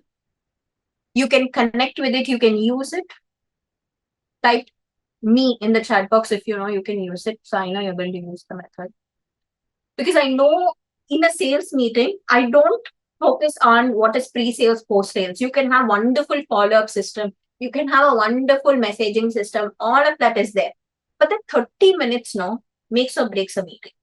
I want you to focus on that 30-minute meeting. Yeah. How many of y'all want to see somebody who used heart and not just she and her husband as co-founders, but made the team also to apply heart? How many of you all want to see a person like that? Type yes in the chat box and I'll show you her. She's somebody that's super close of my heart. We've been working together for the last 3-4 years, if I'm correct. There you go. I was impressed with her knowledge and experience and maturity and her ability to connect and gain my trust. She trained our team for like a sales calls, how to talk to the clients, how to connect with them, understand their problem and establish the authority. Through her training, team was able to close the sales calls better now. And she has knowledge beyond her age. Sakti has given more than few advices to me, how to handle the team, how to handle the emotions and how to talk to the clients and how to make them see the value of the product. What are the questions to be asked and how to bring them to the mindset so that they are open and they can understand and trust our product and services. I have applied her techniques, I have applied her knowledge and able to immediately change the sales call to say, when do you want to sign up kind of a thing. The client was asking those kind of a questions. So we trusted with everything we needed to do. Also, she became part of the family because the way she is loving and caring and doing things and connecting with us, she's like a daughter to me. And I wish her all the best in the sales training webinar. And I know she puts her heart into everything and she also helps everyone how to do everything with the heart and be successful in everything they do. So she's Girija. Girija and Shivapunyam, they are two people, husband and wife, running an IT services company based out of US and India. They're expanding at this point, hence the sales team also is expanding. And the major factor that I've seen is heart can apply regardless of the industry. I see tech as one of the toughest industries in the market to crack because most of people, when they sell tech, they sell through demos. They don't sell through relationships. They don't sell the hard way, right? Trying out the hard way in a tech field, in the market, which is very, very red ocean, was something that I experimented years ago, and it worked. And I was so happy to see that even in a field that is so technical, that is more productized, heart can work, right? So that was one of the systems that I knew that heart will work regardless of any industry. She's been one of the kindest persons that I've ever met, and I was so fortunate to meet her 3-4 years. The art person that I was telling you, having the painting behind, it was her, right? So we connected, and now she is more like family. Now we'll go on a short 10-minute break. So it's exactly 10:42. At 10:52, type 10:52 in the chat box. That is when we will be reconnecting. I want you to take out your phones and scan this QR code, because this is how you mark your half attendance. This also is marking your half attendance to get those ebooks from me, so that you can take action even after 4 hours. My team has also dropped the link to the form that you need to fill. So fill it out, and I'll see you in 10 minutes.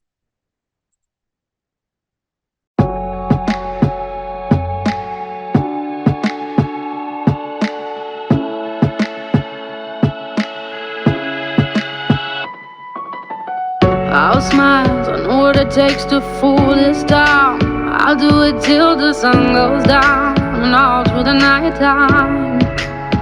Oh yeah, I'll tell you what you wanna hear. Keep my sunglasses on while I shed a tear. It's never the right time. Yeah. I put my arm around, show you how strong I am. I put my arm around, I'll show you that I am. I'm unstoppable. I'm a Porsche with no brakes. I'm invincible. Yeah, I win every single game. I'm so powerful. I don't need batteries today. I'm so confident. Yeah, I'm unstoppable today. Unstoppable today. Unstoppable today. Unstoppable today. Yeah, I'm unstoppable today. Break down, only alone I will cry out now. You'll never see what's hiding now, hiding out deep down. Yeah, I know, I've heard that to let your feelings show is the only way to make friendships grow, but I'm too afraid now. Yeah, I put my arm around, show you how strong I am. I put my arm around, I'll show you that I am. I'm unstoppable. I'm a Porsche with no brakes. I'm invincible. Yeah, I win every single game. I'm so powerful. I don't need batteries to play. I'm so confident. Yeah, I'm unstoppable today. Unstoppable today. Unstoppable today. Unstoppable today. I'm unstoppable today. Unstoppable today. Unstoppable today. Unstoppable today. I'm unstoppable today. I put my arm around, show you how strong I am. I put my arm around, I'll show you that I am. I'm unstoppable. I'm a Porsche with no brakes. I'm invincible. Yeah, I win every single game. I'm so powerful. I don't need batteries to play. I'm so confident. Yeah, I'm unstoppable today. Unstoppable today. Unstoppable today. Unstoppable today. Yeah, I'm unstoppable today. Unstoppable.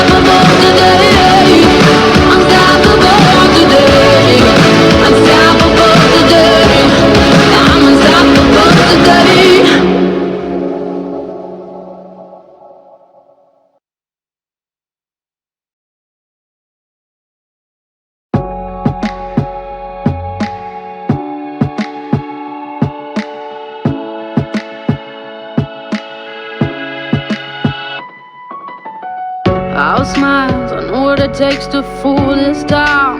I'll do it till the sun goes down and all through the night time. Oh yeah, I'll tell you what you wanna hear. Keep my sunglasses on while I shed a tear. It's never the right time. Yeah. I put my arm around, show you how strong I am. I put my arm around, I'll show you that I am. I'm unstoppable. I'm a Porsche with no brakes. I'm invincible. Yeah, I win every single game. I'm so powerful. I don't need batteries today. I'm so confident. Yeah, I'm unstoppable today. Unstoppable today. Unstoppable today. Unstoppable today. Yeah, I'm unstoppable today. Break down, only alone I will cry out now. You'll never see what's hiding out deep down. Yeah, I know, I've heard that to let your feelings show is the only way to make friendships grow, but I'm too afraid now. Yeah, I put my arm around, show you how strong I am. I put my arm around, I'll show you that I am. I'm unstoppable. I'm a Porsche with no brakes. I'm invincible. Yeah, I win every single game. I'm so powerful. I don't need batteries to play. I'm so confident. Yeah, I'm unstoppable today. Unstoppable today. Unstoppable today. Unstoppable today. I'm unstoppable today. Unstoppable today. Unstoppable today. Unstoppable today. I'm unstoppable today. I put my arm around, show you how strong I am. I put my arm around, I'll show you that I am. I'm unstoppable. I'm a Porsche with no brakes. I'm invincible. Yeah, I win every single game. I'm so powerful. I don't need batteries to play. I'm so confident. Yeah, I'm unstoppable today. Unstoppable today. Unstoppable today. Unstoppable today. Yeah, I'm unstoppable today. Unstoppable today. Unstoppable today. Unstoppable today. Yeah, I'm unstoppable today.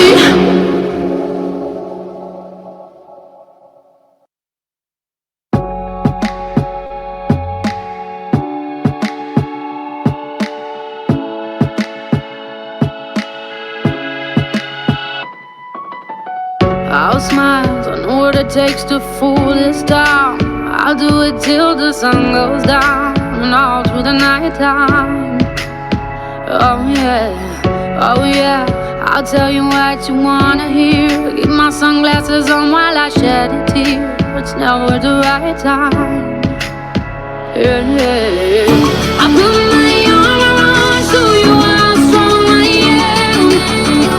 I put my arm around, I'll show you that I am. I'm unstoppable. I'm a Porsche with no brakes. I'm invincible. Yeah, I win every single game. I'm so powerful. I don't need batteries to play. I'm so confident. Yeah, I'm unstoppable today. Unstoppable today. Unstoppable today. Unstoppable today. Yeah, I'm unstoppable today. Break down, only alone I will cry out now. You'll never see what's hiding out deep down. Yeah, I know, I've heard that to let your feelings show is the only way to make friendships grow, I'm too afraid now. Yeah, yeah, yeah. I put my arm around, show you how strong I am. I put my arm around, I'll show you that I am. I'm unstoppable. I'm a Persian with no brakes. I'm invincible.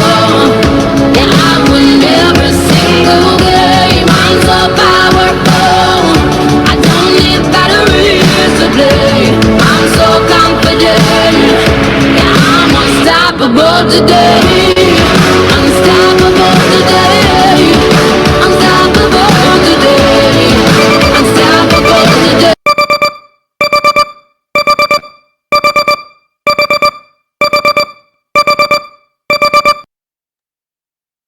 Yes, guys. Type back in the chat box so I know you're back. Back? Perfect. Wonderful, Divya. Wonderful, Veera. Wonderful, Shilpa.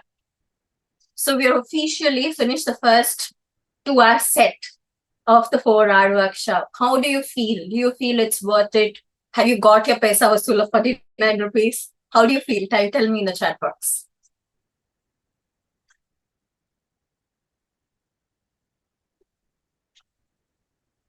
Do you feel the concepts of what we have seen in the first 2 hours feels wow, feels like you can actually go and implement things, you can execute, you've got a plan on what all are the bits that you need to get work done on? Yeah, wow, lot of learnings, wonderful. Now let's complete HEART. We stopped with A, right? Now R.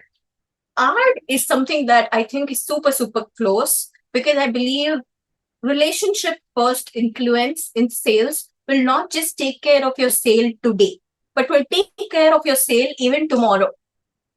I'll repeat. Relationship first influence will not just take care of your sale today, but will even take care of your sales tomorrow. It is not about bringing money today. It's also about bringing money for the future inside the company, inside the business, in your bank account. How many of you all understand that? Understand that it is okay if it is, yes, I need to make revenue today, but I also need to make revenue tomorrow. And your selling is not about just today's money. It's about tomorrow's money also. If you have any doubts with this, ask me and use me as in, because this is a very, very important part that you need to cover, that you need to learn. Relationship first influence. Now, the method that I have learned for people to not take me lightly, for people to understand that I am giving something of really good value that is going to change your lives. When I have to make my point very clear, when I have to build authority, when I have to come across as a person of equal stature, if I have to come across a person that you should not take very lightly, I use something called the king-king conversation. Right? The king-king conversation, I'm going to show you in a very diagrammatic presentation because I think this is one of the simplest ways I can tell you it. Let's look at a chess piece, okay? The king piece is your buyer. Your buyer is the king. Customer is the king, they say, no? So buyer is the king, okay? And the pawn is you. When you play the pawn and your customer plays the king in a conversation, it is always a please buy from me energy. Now, mind it, I'm not telling please buy from me as a statement. We will never go ask our customers, please buy from me, because that is begging. But we might come from that energy. How many of you all are able to relate? Type relate in the chat box. You're able to relate with this topic. Sometimes, though our experience holds a lot of value, we know we have the best product, best service in the market. How many of you all believe what you sell is the best in the market? Type best in the chat box. What you sell is the best in the market. No, none of your other players will be able to give the product or the service the way you give it. Best. Veera says best. Divya says best. Pradeep says best. If you are the best in the market, it is your duty to not play the pawn game and play the king game. When I say king game, your buyer is the king. You are also the king. When you do this, you don't give please buy from me energy. You give glad to associate with you energy. People, your customers, when you end the business, when you shake hands on a business, deal closes. They don't look at it from a point of view. They don't look at it from a point of view saying that now I'm giving you money, you need to work from me. No. They tell, I'm looking forward to using your product. I'm looking forward to using your service. That is glad to associate. To go from please buy from me to glad to associate, it makes one shift. The shift of you stop playing the small game and you being the king in your conversation. And the easiest way to make not be the pawn and be the king is to use range. To drop that script and make the conversation a human-based conversation. This is where your customer and you are equal, right? Has anybody in the room, and this is something very sensitive, but you need to be open with me, please do, so that I can connect with you here. Have you ever had a call, a sales meeting, where a person is looked down upon you? Type yes in the chat box if you have had that scenarios. Anytime. It can be any of the calls. It can be just a couple, it can be in the recent conversations and a conversation previously. Have you had people who look down upon you? Who treat you like they are not equals, they treat you like subordinates, right? The reason Pradeep says yes, Pradeep, the reason that might be is because we are not coming across as a person of equal stature, though we have the experience. What makes you come across as that person of equal stature is when you be open and you show, hey, this is me, this is my range, this is all that is about me. Right? How many of you all have met people that you just give them a topic and they can talk about anything time to time? They'll be talking about a topic, you just give them something and they'll have a conversation about. How many of you all have met such people? Like me in the chat box. You have met people who can build conversations about anything, right? Be it tea, coffee, or what is happening in the economy. Right? We all have met people like that. It can be in our family, it can be in our friend circle, it can be in our business circle, it can be our team. We all have people like that. The wonderful way to have a conversation, I believe, every conversation we have should be a king conversation. Not just a sales meeting, but even a team discussion. Even if you're meeting with your team members, you have a king conversation. Equal, eye-to-eye conversation. Nobody is high, nobody is low. How many of y'all, this is new, KK is new, type KK in the chat box. Sometimes we struggle to make relationships because we are coming across as that pawn and not as that king. Yes, we do that even with our child, yeah. But I heard this because I have a nephew and a niece, right? The times where I sit down with them and I talk to them, even if they have done some mistake, when I sit down with them and talk to them eye to eye and say, hey, I know this happened in school. I know this has come in, but tell me what happened, right? And then when we sit and have a conversation, nobody is high, nobody is low, nobody is pointed out for that mistake. They open up to me and they say, this is what exactly happened. And then I'll be able to help them even more. Now, this I did with my niece and nephew. How about you do this with your customer who most probably is a stranger, right? If they're a stranger, then it's super important to do the king.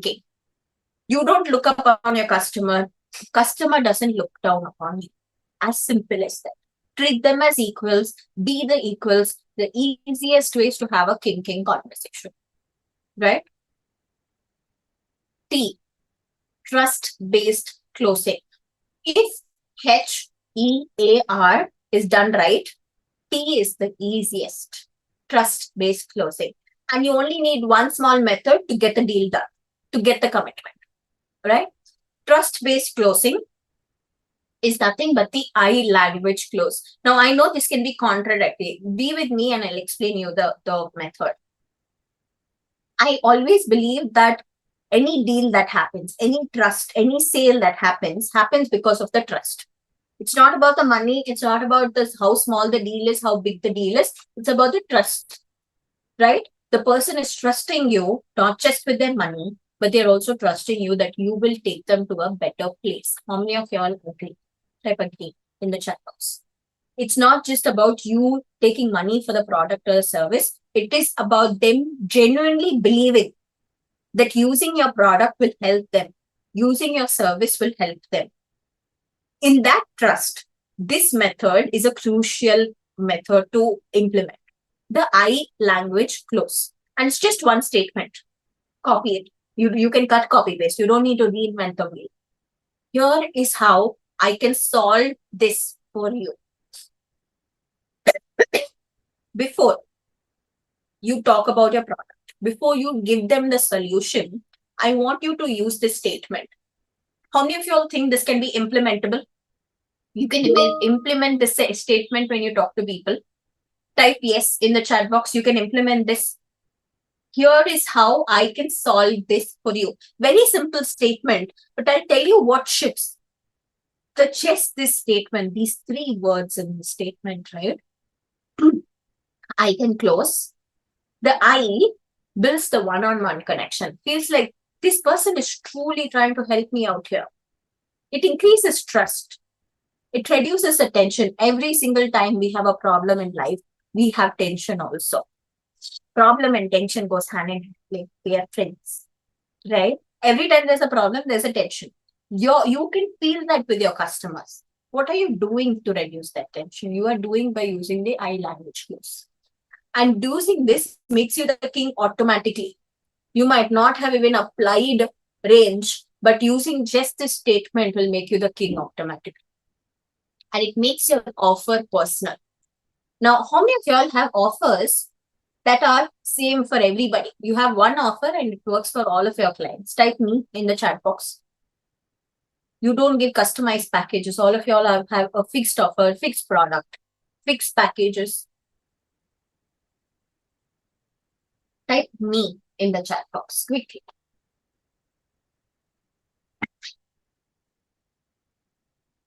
Fixed. Yeah. Now, something that can happen with having fixed packages is that when you sell it, it might feel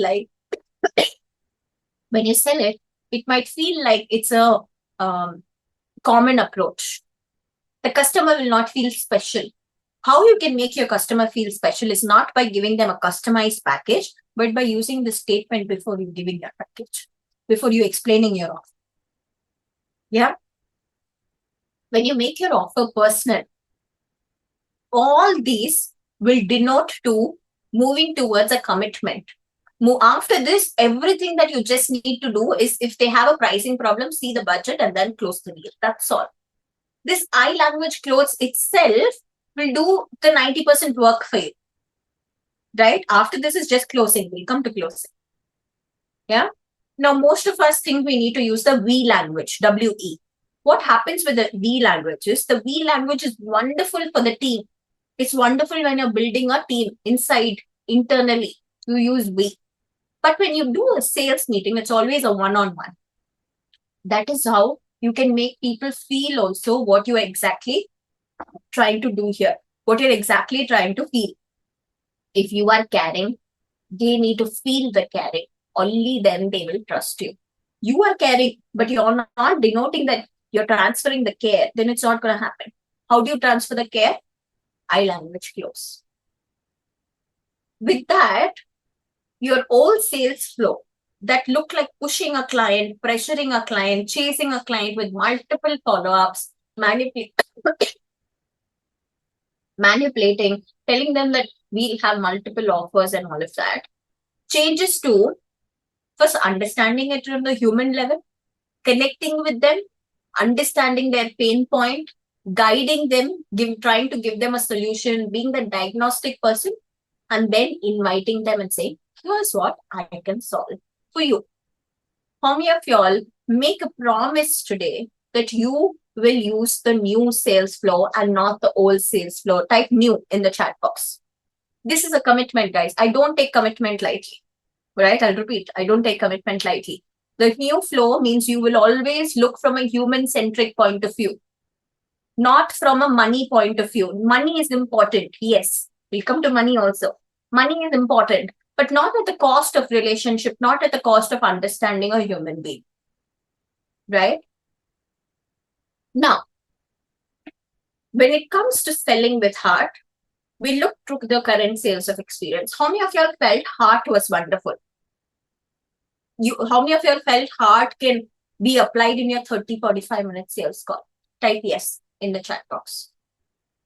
Yeah, Divya says yes. Heart is easily applicable, but even more than heart, I think we have to go more deeper into selling with heart. We need to go more deeper into what are the 4 areas that if we correct,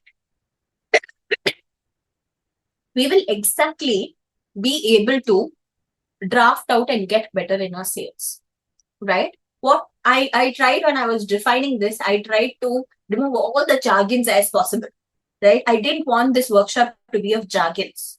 None of the tools, CRMs, if you're expecting CRMs and tools, then this is not your place. The 4 areas is your foundational areas. If your foundation is not right, no strong building can be built over it. How many of you all agree? Every building needs a super strong foundation. If you're trying to build a 4 flat, right? 4 floors flat, you know that the constructor, when they construct an engineer, goes 4 flats deep also. The same height, they go even more deeper inside the ground. That is how a good foundation is built. I believe in sales, that depth that you go into is equally important. And that depth is 4 areas today. How many of you are excited to understand the 4 areas?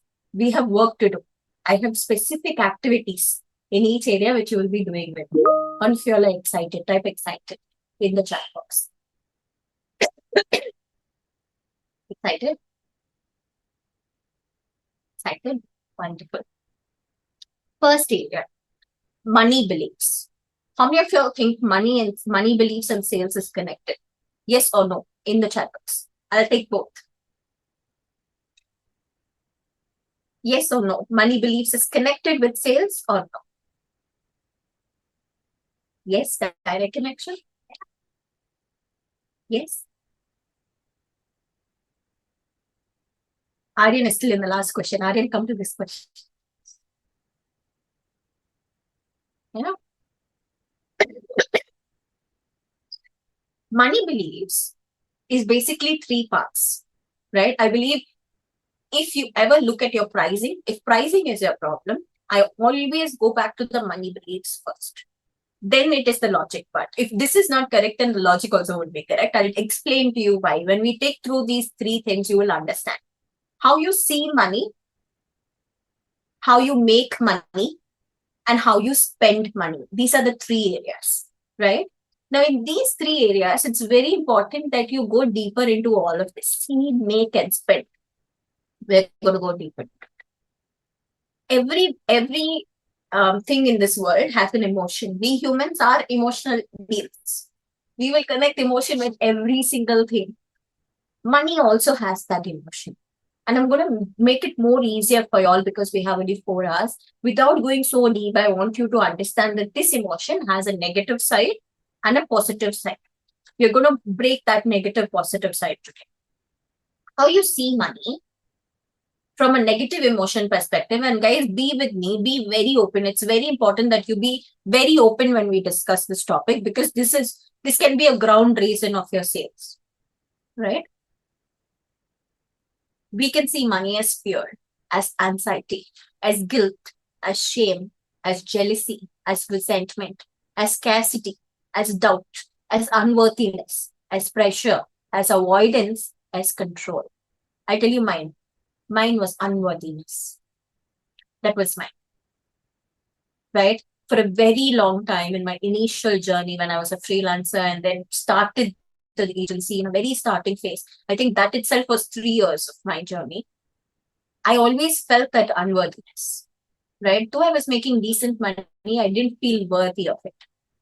Right? There was guilt also somewhere tied up. There was fear also tied up. Right? How you see money can be any of these emotions. I want you to type your emotions in the chat box. Acknowledge it. Only when you acknowledge something, you are aware of it and you can change it.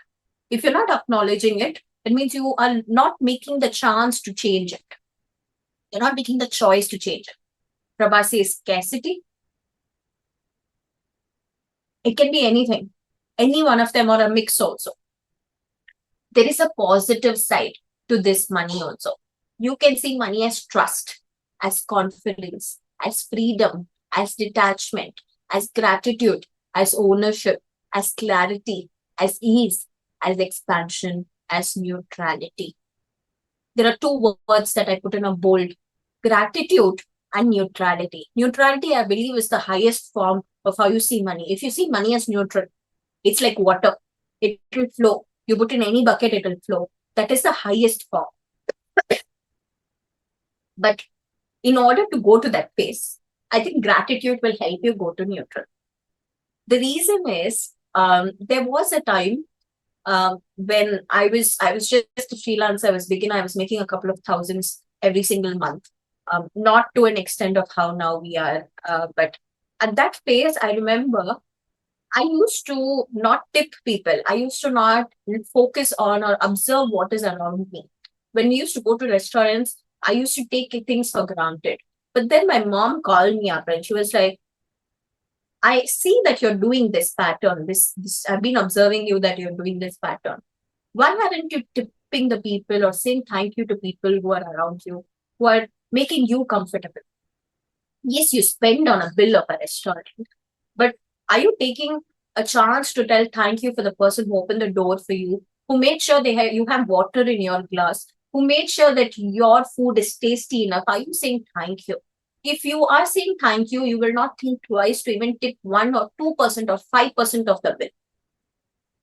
And that was a game changer, because so long I was thinking about money from a negative emotion. I was holding on to it. I was controlling money. But when I said, okay, for me to give comfort, for me to be comfortable, there are people around me who do things and I don't notice them. Let's give gratitude to them. Let's change the way that I see that money. And I started tipping, not much, 10, 20 rupees I started tipping. There was another scenario that when I was very young, because coming from the family business, we had local business. So there was a lot of cash roaming around. I didn't know it that time, but now I can recollect. My father used to give me a bundle of 100 rupee notes and he says, self-count. Whether you're right or wrong, I don't care. Count and tell me. And I used to count every single time. It used to be a +1 or -1. And when I used to count the 100 rupees, something that I think now I understand is that my father made it easy for me to feel money, to be with money. I don't get scared with talking about 1 lakh, 10 lakh rupees.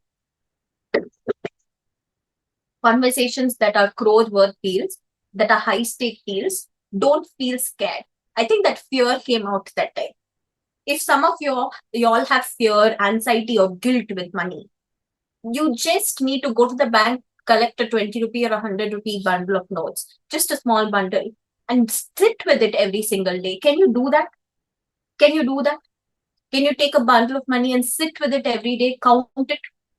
Yeah. How many of you think this is a doable task? What I'm asking you to do is doable. Type doable in the chat box. This one thing I didn't know then, but I never had the fear of talking about money. I never had the fear of seeing zeros or adding more zeros to my service because of that factor. Yes, I had unworthiness. That unworthiness was the tipping culture that I had to do, that I had to implement. But the fear and all were these small activities. We all can do this to show gratitude. And the easiest form to shift to a positive side, to get trust, confidence, freedom, all of this is possible if you do gratitude as your starting point. Do you commit to showing gratitude, even if you have the least amount? I know we are starting at the start of the month, so you do have a lot of money. Your invoices would have come in, your salaries would have come in. So I know you have money in the bank account.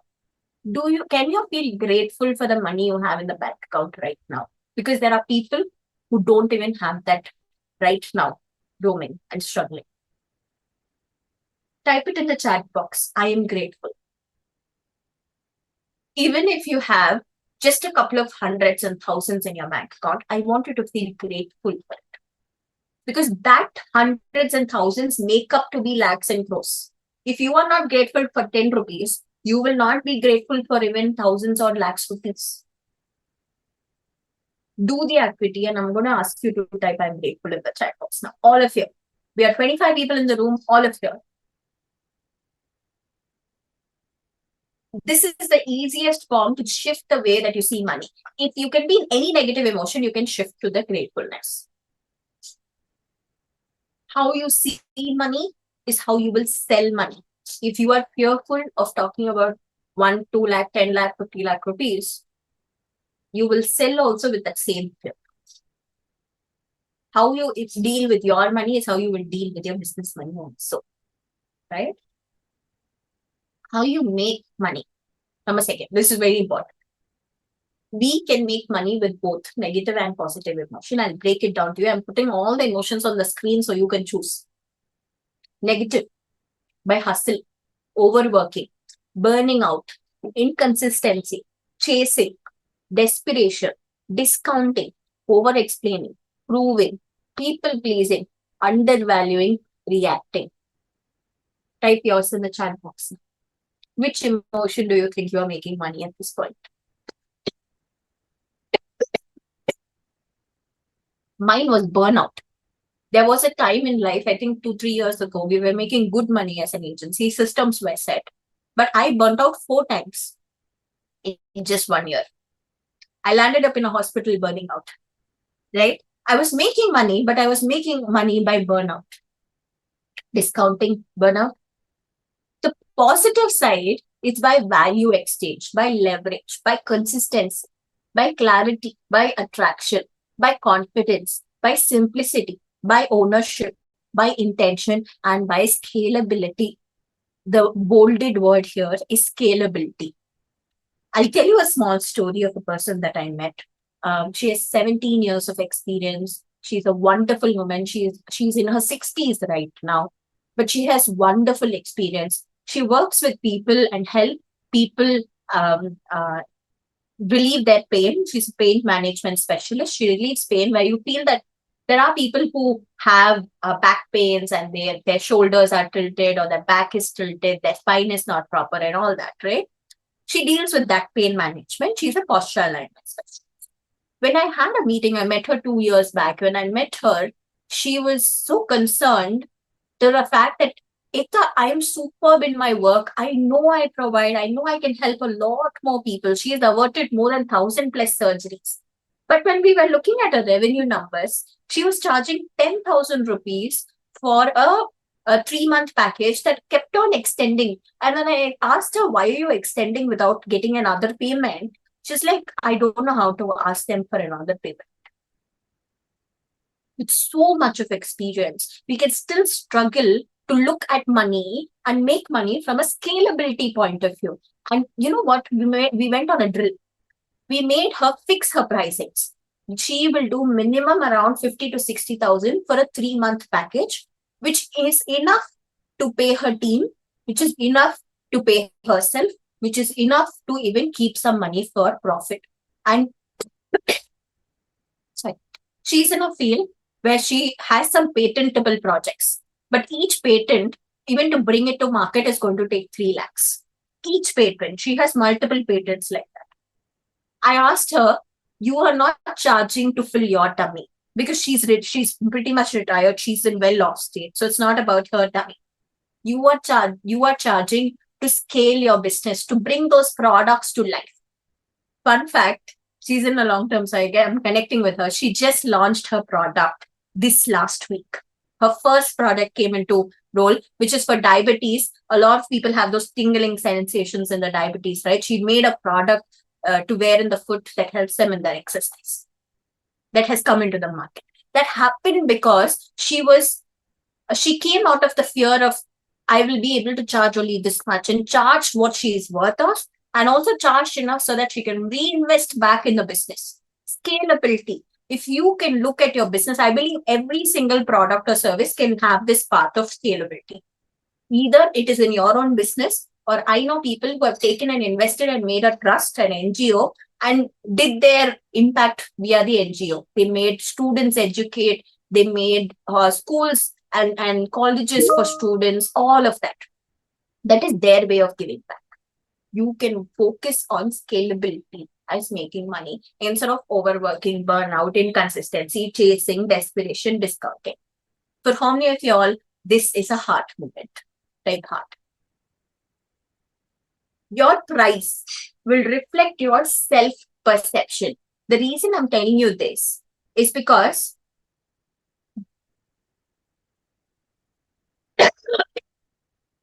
actually, Divya, it can work for anybody provided you know how to scale. For example, I understand from where this is coming in because you think it's always going to be a one-man job.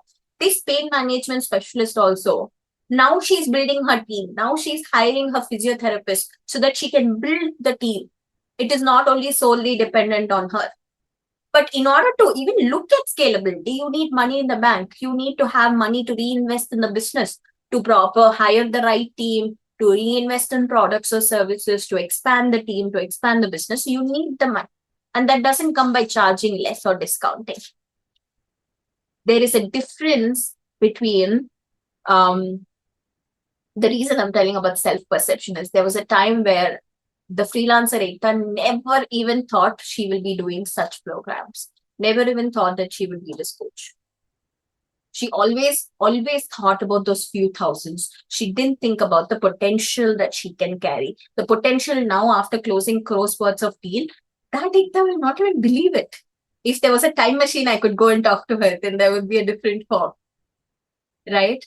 But that time, if I would have had somebody who could knock me on my head and said, hey, you're thinking too small, grow big, you can actually scale, maybe things would have even grown more faster. I'm grateful for how it went faster because I was thankful that I stumbled upon good mentors who eventually put that hammer on my head. Right? That is why I do these workshops so that I can be that hammer on your head. Yeah? How you spend money, negative, positive.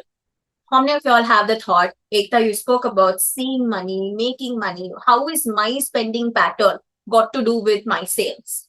How many of y'all have that thought? Type yes in the chat box. It's very contradicting, but I'll tell you how. The negative emotion that we hold into spending our own money, that's in our bank account, in our savings account, in our current account, is that we can spend with hesitation, with overthinking, with fear, with guilt, with delay, with avoidance, with scarcity, with impulsiveness, with comparison, with justification, with inconsistency, or with restriction. Right? Every single time a rupee goes out from our pocket, we can have this negative emotion. Or we can have a positive emotion, which we choose to have. That is, we spend money with intention. We spend money with clarity. We spend money with priority, with alignment, with trust, with responsibility, with awareness, with investment thinking, wonderful word, with long-term vision, with gratefulness. There is one story that I want you to tell. There are two stories. I'll tell you the first one first.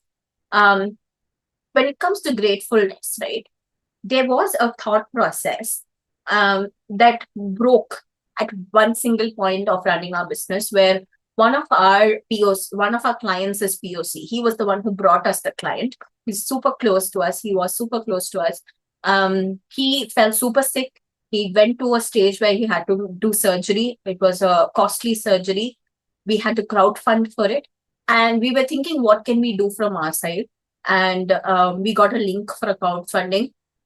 We shared the crowdfunding link with the clients of our clientele, whomever we think will support.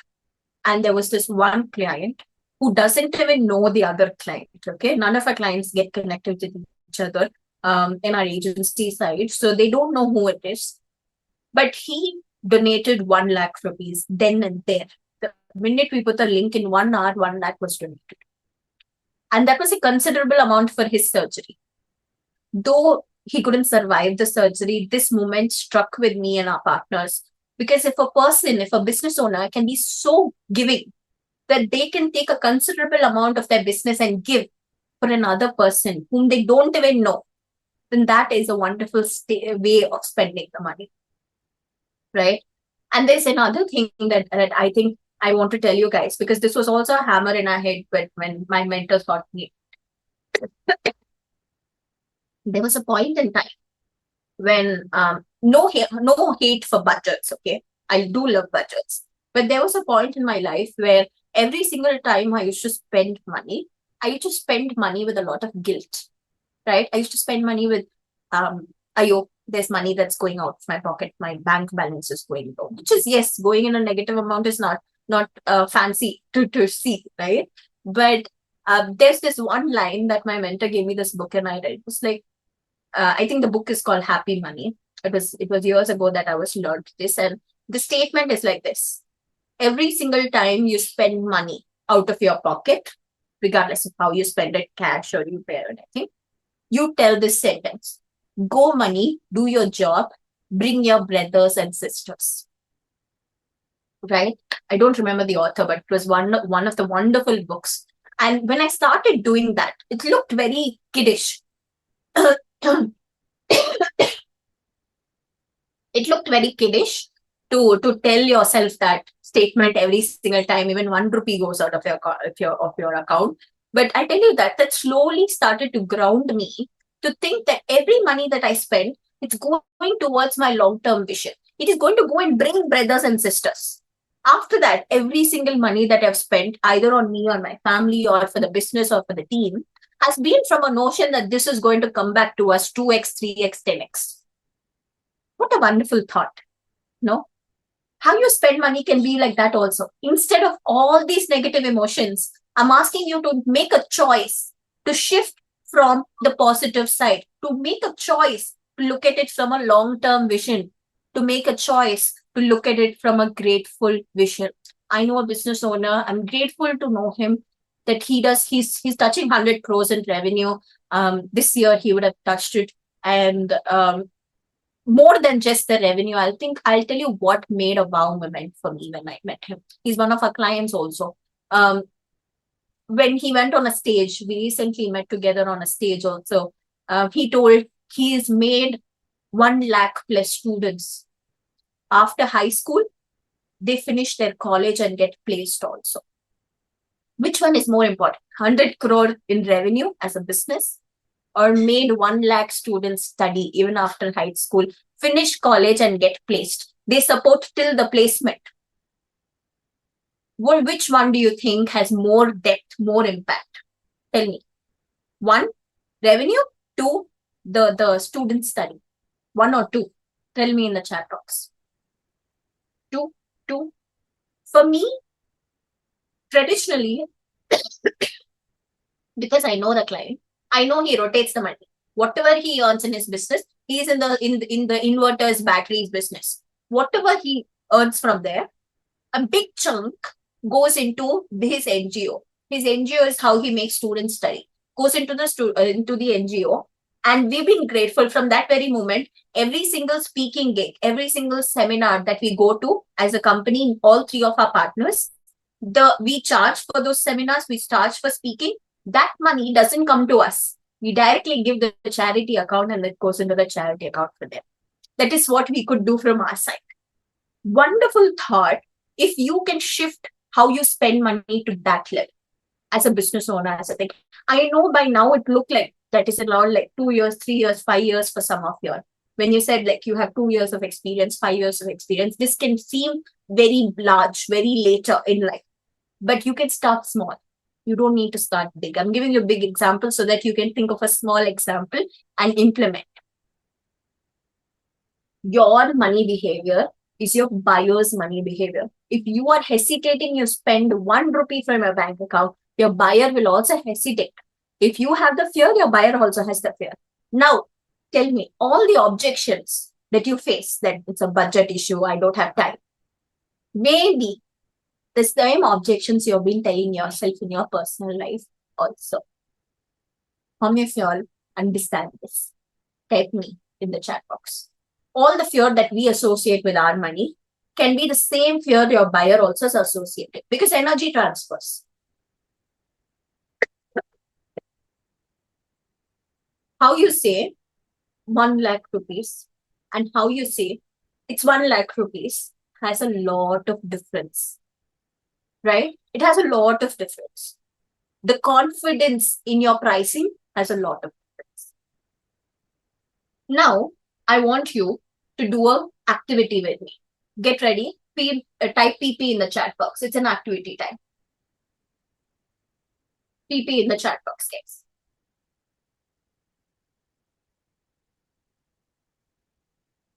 We're going to set some money goals today. And it can be anyone, okay? You can do this for all your goals, but today we'll look at money goals specifically. Write the amount of money you want in your bank account every single month. For example, 10 lakh per month. Put it in the chat box. This is an example. You write your money, your number.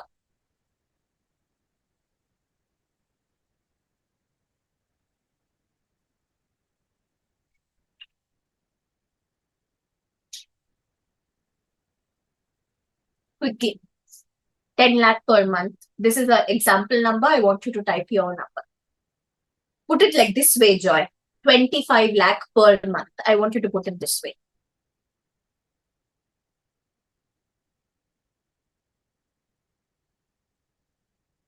Divya, this is not about you volunteering. This is about your goal. I want you to write down your goal. You might not have this in your bank account right now, but I want you to write the goal down. There's a specific reason why I'm making you do it in this manner.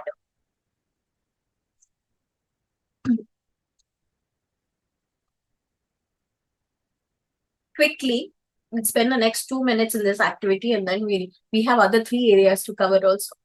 5 lakhs per month, good for me. 30 lakhs per month, good. Joy, 25 lakhs per month, good. Now, I want you to attach how you're going to use the money, right? Perfect. You write it in the journal. I want you to write how you're going to use the money now also, Veera. 70 lakh per month, good. 12 lakhs per month, good, Pradeep. I want you to write the usage of that money. Example is 10 lakh per month to reinvest in my growth. The usage of the money. How am I going to use it? Attach that now in the chat box. Whatever number you said, how are you going to use it? Quickly. Type it in the chat box.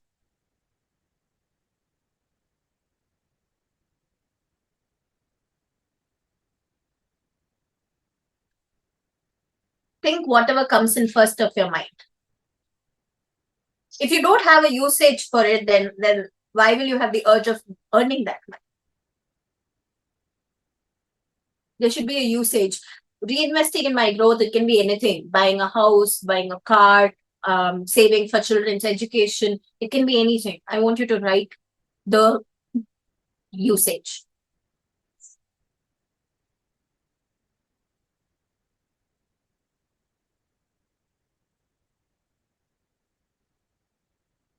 Quickly. We have another step question. You put your lot of thinking now. To reinvest, to travel, to give people who can't afford what's the real need for them, to family and friends. Good. Good one. Yeah.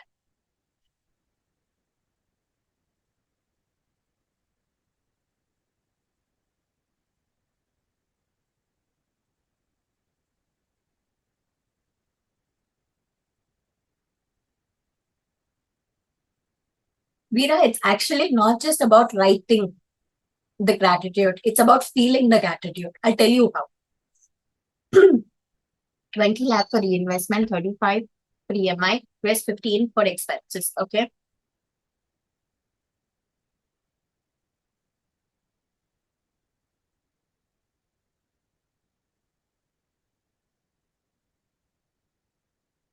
Perfect. Now that you've actually written, Prabha has been very specific. 10 lakh per month after deduction of tax, I will reinvest 40% back in my business growth, 5% donation, 25% personal use, 5% investment, and 5% savings. Okay. 10% charity, 10% saving, 25% expenses, 14%, 14 EMI. Okay, balance saving. Clear loans, invest for training for my professional growth, 5% for Anandam. Veera, so you know Anandam Foundation, good. The client I was telling you was Anandam.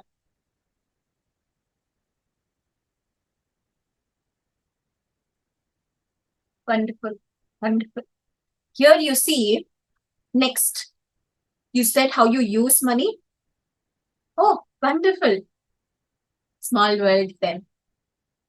Now I want you to associate it with a good feeling. You all told me the usage. I want you to associate the good feeling, not just feeling, good feeling with it. For example, 10 lakh per month to reinvest in my growth to feel confident. Feel confident is a good feeling. I want you to write the good feeling now in the chat box. You wrote a number, you wrote its usage. Using it will give you what feeling? Quickly type it in the chat box.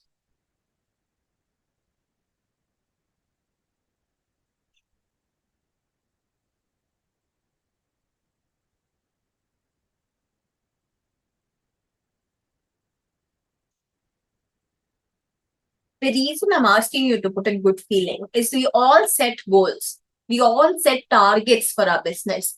But setting targets alone won't do it. You need to set why you want that target, the usage, and you need to set after you get the target, what is the feeling you will have with it, right? Fulfillment, good.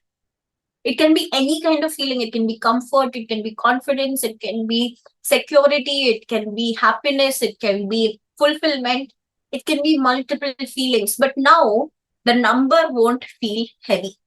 Divya, now the number that you wrote for yourself, does it feel heavy? Now that you've written it is for fulfillment?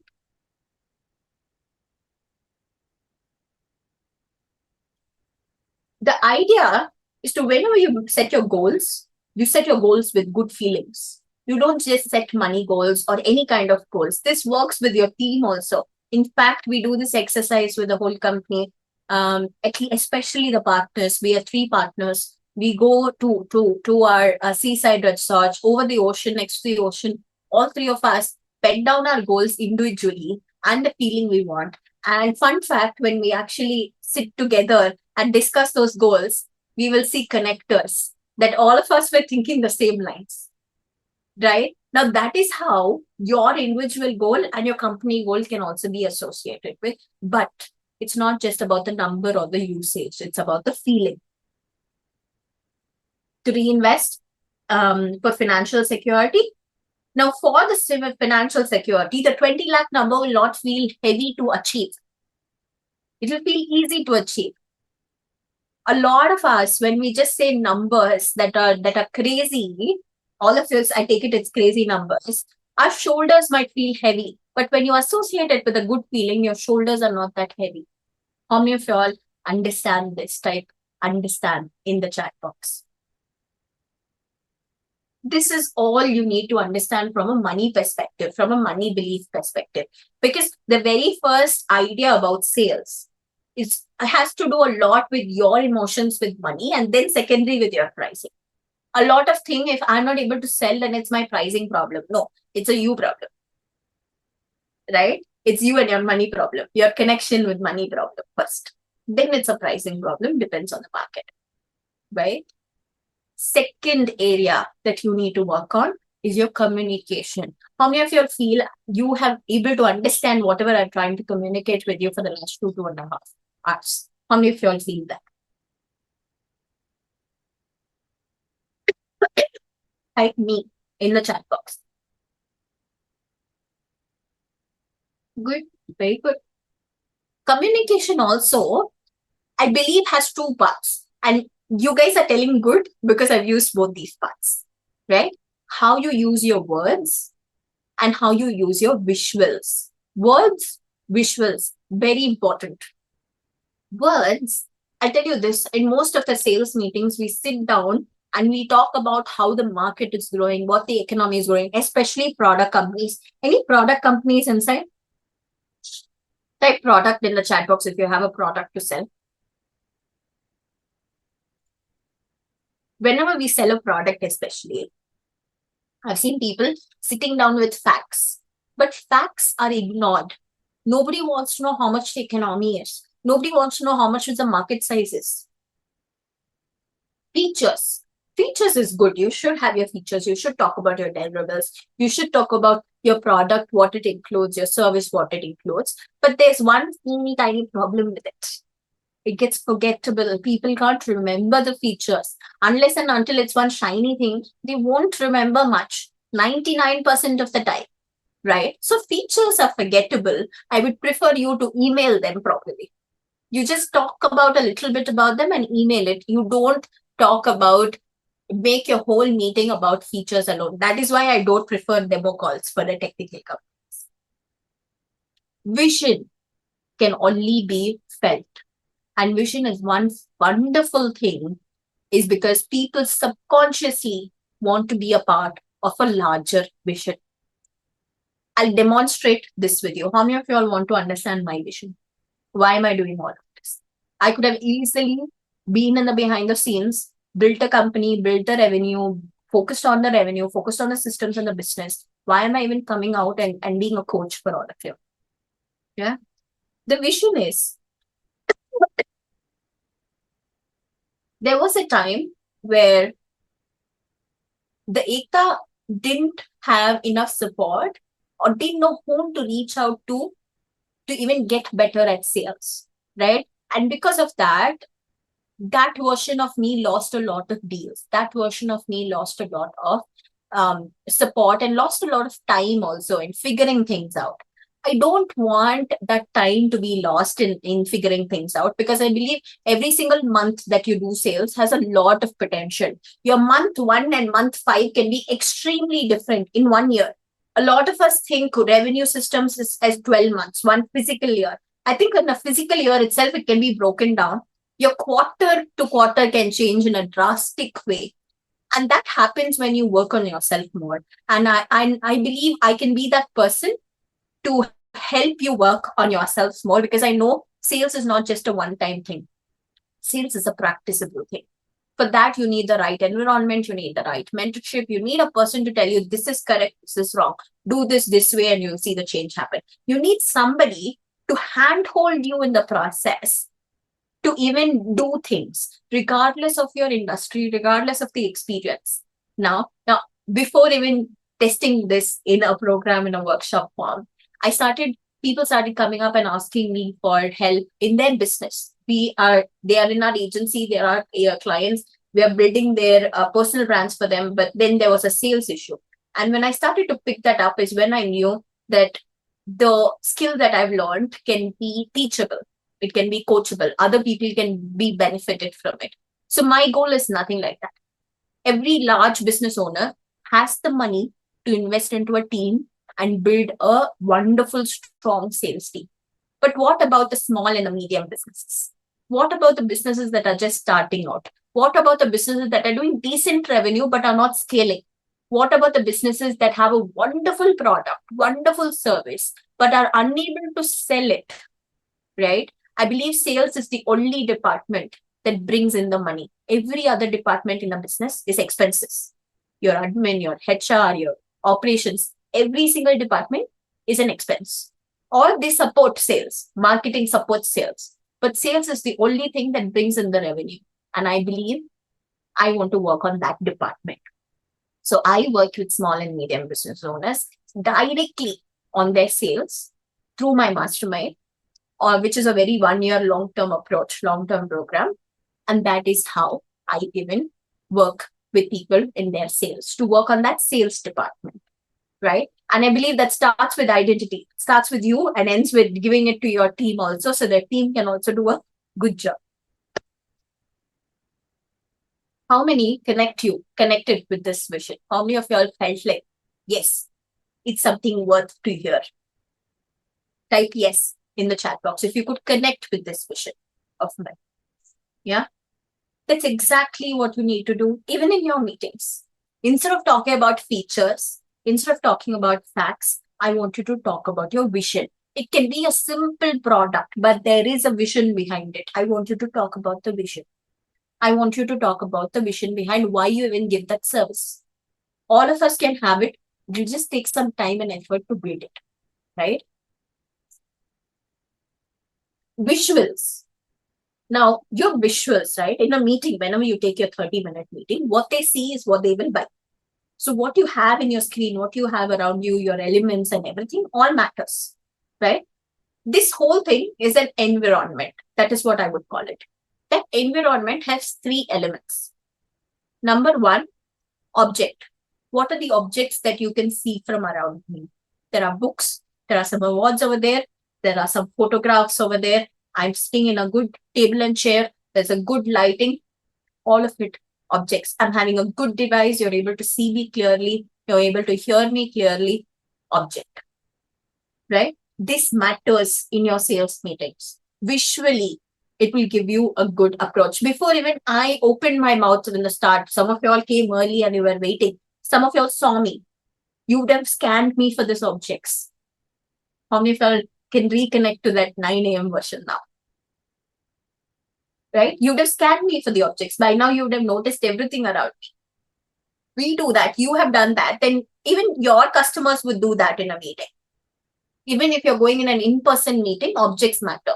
How you dress, how you walk in, how you speak, what do you carry with yourself, how do you show up, right? Number 2, text. What from a simple WhatsApp message to an email to when they walk into your office, what do they see? All of that matters. Every single message that you saw in the community group was meant to be drafted that way, right? Because I know every single text matters. If we get an email that is grammatically incorrect, that is not drafted properly, the first instinct of us as a human being is like they're not taking their job seriously. How many of y'all, I'll reiterate, how many of y'all think you have the best product, best service in the market? Like best in the chat box. Quickly. You have the best product, best service in the market. Then I think you need to make sure that the text also is the best. There's no grammar mistakes. There is very, very deep understanding. There is a lot of thought that goes into every email, every message that sends to you. Right? That creates a different impact than just your words. 3, people. Have the right people around you, not just your team. The people who vouch for you, your inner circle. The people who you believe are your friends. The people who you trust with your life. Your inner circle matters a lot. I tell you one thing. There was one time when I went for an in-person meeting. I meet in cafes. Right? So when I was we are having a conversation, and they opened up that they also stayed in Chennai, in my area, which I'm right now in, for a very long time. I quickly asked them which year to year. And when I asked that year to year, they were like, from the 2000s to 2010, I was there. I was like, do you know, did you have cable TV in your house? He said, yes. Do you know who was the owner of the cable TV? He told there were 3 brothers. I'm not sure about the name. There were 3 brothers. And I immediately said, one of those brothers is my father. You see how small the world can be. In fact, in this meeting, right, that small world happened. We already knew Anandam, and I was talking about Anandam for so long, right? The world, the people are so knitted. This world is very small. You need to make sure the people around you are not your naysayers, but the people around you who are people who will push you up instead of pulling you down, right? Because your customer can come to you, discuss it. You would have had a wonderful meeting, but later would have gone to your friend and asked, I had a meeting with him, how is he? But if your friend says, don't get that product, it's not worth it, the deal is lost. In your mind, you would be thinking that the deal is awesome, the conversation went wonderful. But your naysayer, your inner circle, your people did the opposite. That is why When you focus on people, have the best of the best and people who will vouch for you in your inner circle. Adore the people who will stab you in the back, basically. Right? So object, text, and people, super, super important. How many of y'all want to see a coach who has wonderful text, wonderful office? Okay. So every meeting it's in his office. He takes care of his objects. He takes care of how he shows up in a meeting. All of that. People was something they need to work on. How many of y'all want to see a person, a coach who's well renowned? He works with only 100 crore plus companies in coaching, legacy businesses. He himself comes from a legacy business. So how many of y'all want to see him working on the people side? Right? Type me and I'll show you the video. There you go. I found Shakti Ekta on LinkedIn a year back, and the first impression I got from her was the urge and hunger in her to help you succeed and grow in life. And that's something which I found was very admirable in her. Working with Shakti over a period of 1 year was very, very satisfying, at the same time challenging in the right way, because she always believed in pushing my limits and at the same time keeping up with the discipline of consistency always. She always persisted the importance of being deeply connected with people before you even try to sell to them or go into a relationship of sales. Her direct, no going around the bush communication was something that I deeply admired because it suited me very well and it kept me on my toes. So if you're looking for someone who deeply cares about your growth, I think don't look beyond Shakti. I think she'll be the person who will be looking for your growth more than what you can even imagine. So Vijay Johar is based out of Jaipur, and he runs a jewel business, that is his traditional family business, and he also does business coaching, which is his passion. So you look at him, he proudly used to come and tell me that I have a waiting list of people and my sales, I have no problem of leads. I told him one day that waiting list is going to reduce and become to zero if you're not in the evident process of meeting new people and getting to know them. I know it is coming out of your comfort zone. I know it means you meeting new people every single day. But you got to do it because some or the other day that waiting list is going to reduce and will become nil. And that is when now he's only on LinkedIn. He builds relationships only from LinkedIn. And his relationships are very constricted to his business coaching. So he is still specific, but he's expanding his people circle. He's specific in his circle, but expanding. I want this for all of y'all. I want you all to focus on all three. Environment. The complete environment needs to change, because if you are taking a meeting in a shabby room, right? Or if you are taking a meeting which has dim lighting, which is a noisy environment, it speaks about your work indirectly. You might have the best product, best service, but that will still speak about your work. Even if I take meetings in cafe, I make sure I am in a silent environment because I need to be calm. If I am in a haphazard environment, I'm not calm. So wherever I feel calm, I do the meetings there. I think this can apply for all of y'all also. And I want y'all to apply it. How many of y'all will apply it? Type apply in the chat box. You promise me, you commit to apply. If you're typing you, that means you commit. Yeah? Good one, Shilpa. You need to be intentional about communication, or telling your vision through words, or showing up with the right objects, sending the right text, having people that will only vouch for you is all intentional work. Doesn't happen by luck. You need to put intention. There is some time, money, effort that goes into it, right? So you need to work on that communication with a lot of intention. Number 3, opportunity flow. To describe opportunity flow, I want you all to answer this one question. How many of you think if you increase your sales, you increase your revenue? I'll repeat. How many of you think if you increase your sales, you increase your revenue? Type yes or no in the chat box. It's simple, Funda, no? If I increase my sales, my revenue also increases. Yeah? Many people think it's a direct equation.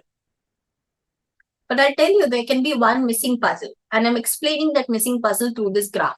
This is a very basic graph that will relate with all of you. I'm going to explain and tell you the graph. This is a revenue graph, a month-on-month revenue graph. So Jan We started good. Feb we picked up. March was again a drop, but same revenue like Jan. April again picked up. May was a dip. June we slowly picked up. July was the worst. August we picked up. September was our best month. October was again a dip. November was worst like July. December we picked up.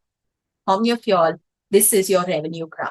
Type me in the chat box. There is this up, down, always in revenue. If this is then up, down, then that means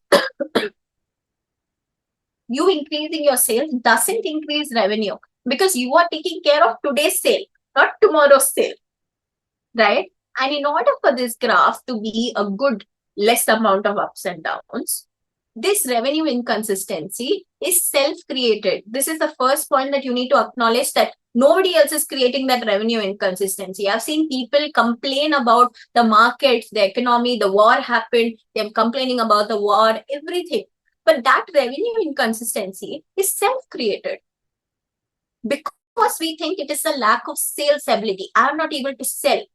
The market is like this. That's why I'm not able to sell. It's always a sales ability, but it is not a lack of sales ability. It's a lack of flow of people. Type in the chat box, flow of people. It's a very important term to understand, because if you understand this, you will face lesser amount of ups and downs in your business. And eventually you would be a good business that makes money with enough amount of leads. You don't need to run behind leads. Leads will come to you. Opportunity flow is the flow of people. Where there are people, there will be opportunity. If there is no opportunity, it means there is no people. As simple as that. How do you increase this flow of people? You become known. It's a very simple concept, but not all of us do it. Again, for me, I want you to type your years of experience. I'm telling you all to do this enough amount of time so that it drills in your brain also. But I want you to type your years of experience. Veera has 22 years, right? I want others also to type there. Pradeep has 4. Good. All of y'all, we are 21 people. I expect 21 answers in the chat box. 2 years, 1 year, 4 years. Got it. All of y'all, put your experiences in the chat box. 11. Good. This years, do you believe you have enough stories to tell? You have enough experiences to tell, just your case studies and testimonials itself. Type yes in the chat box if you have enough stories to tell, enough expertise to tell, right? Enough work to show. Yes. Veera says yes, Divya says yes. Then I think it is your duty to put those experiences out there, because every single time you shy away from any of the reason, it can be camera fear, it can be writing, it's like I'm not used to writing, I'm not used to social media, it can be any fear.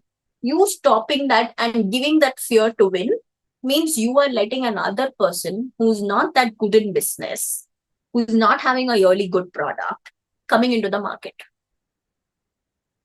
And people will go and trust and buy from him, buy from her. Do you want the market to have the best product, or do you want the market to have the worst product? Your choice. That is where becoming known is a must do. It's never a must, is a nice thing to have anymore. We are in a market where digitalization is so big that if you don't digitalize this part of your business, the marketing part of your business, a very small people will know you, right? I give you very easy examples. People that time, years back, Vasant & Co, Sarvana. I'm telling you South examples so you understand. If you look at Amul, right? Pan-Indian example. If people know the brand because they put themselves out there, you'll have to, now it's a concern. We can do things about it. We can take action. Maybe talking to a camera without posting for like doing 2-3 videos will get you out of that camera fear. In fact, I also have camera fear. In fact, I don't like to talk to a lot of people also. I'm a pakka introvert. I don't like to be, I'm happy in my corner. But in order to grow the business, I need to become known. And that is how you become known by 12 things. I'm giving you 12 options. You just choose one. You don't need to choose more. You just need to choose one. It can be LinkedIn, Instagram, YouTube, Twitter. All of this is free. WhatsApp groups, free. Doesn't cost anything. Newsletter, yes, it would cost anything because you have to use tools and platforms for it. Book, you write. Publishing, you can self-publish also. Doesn't cost much. Podcast, PR. Now, this might need some money, but if you have distribution, PR will also become free. Offline and online events. If you can collaborate with other businesses, other complementary businesses. Community. If you can build a community around what you do, around the work that you do, right? Then there is no other thing that will help you to make sure that people know you for the work. You not need to choose one. I'm telling you this because we collectively, SGI Collective, holds around 8 lakhs of distribution. Through all 3 partners, we hold 8 lakhs of distribution. We are not in the we are not in the dependency of another business, other media company to showcase us. We ourselves will showcase ourselves. We are not dependent for another media article or any newspaper or any podcast or PR to feature us. We ourselves will do the talking. We ourselves will show our work.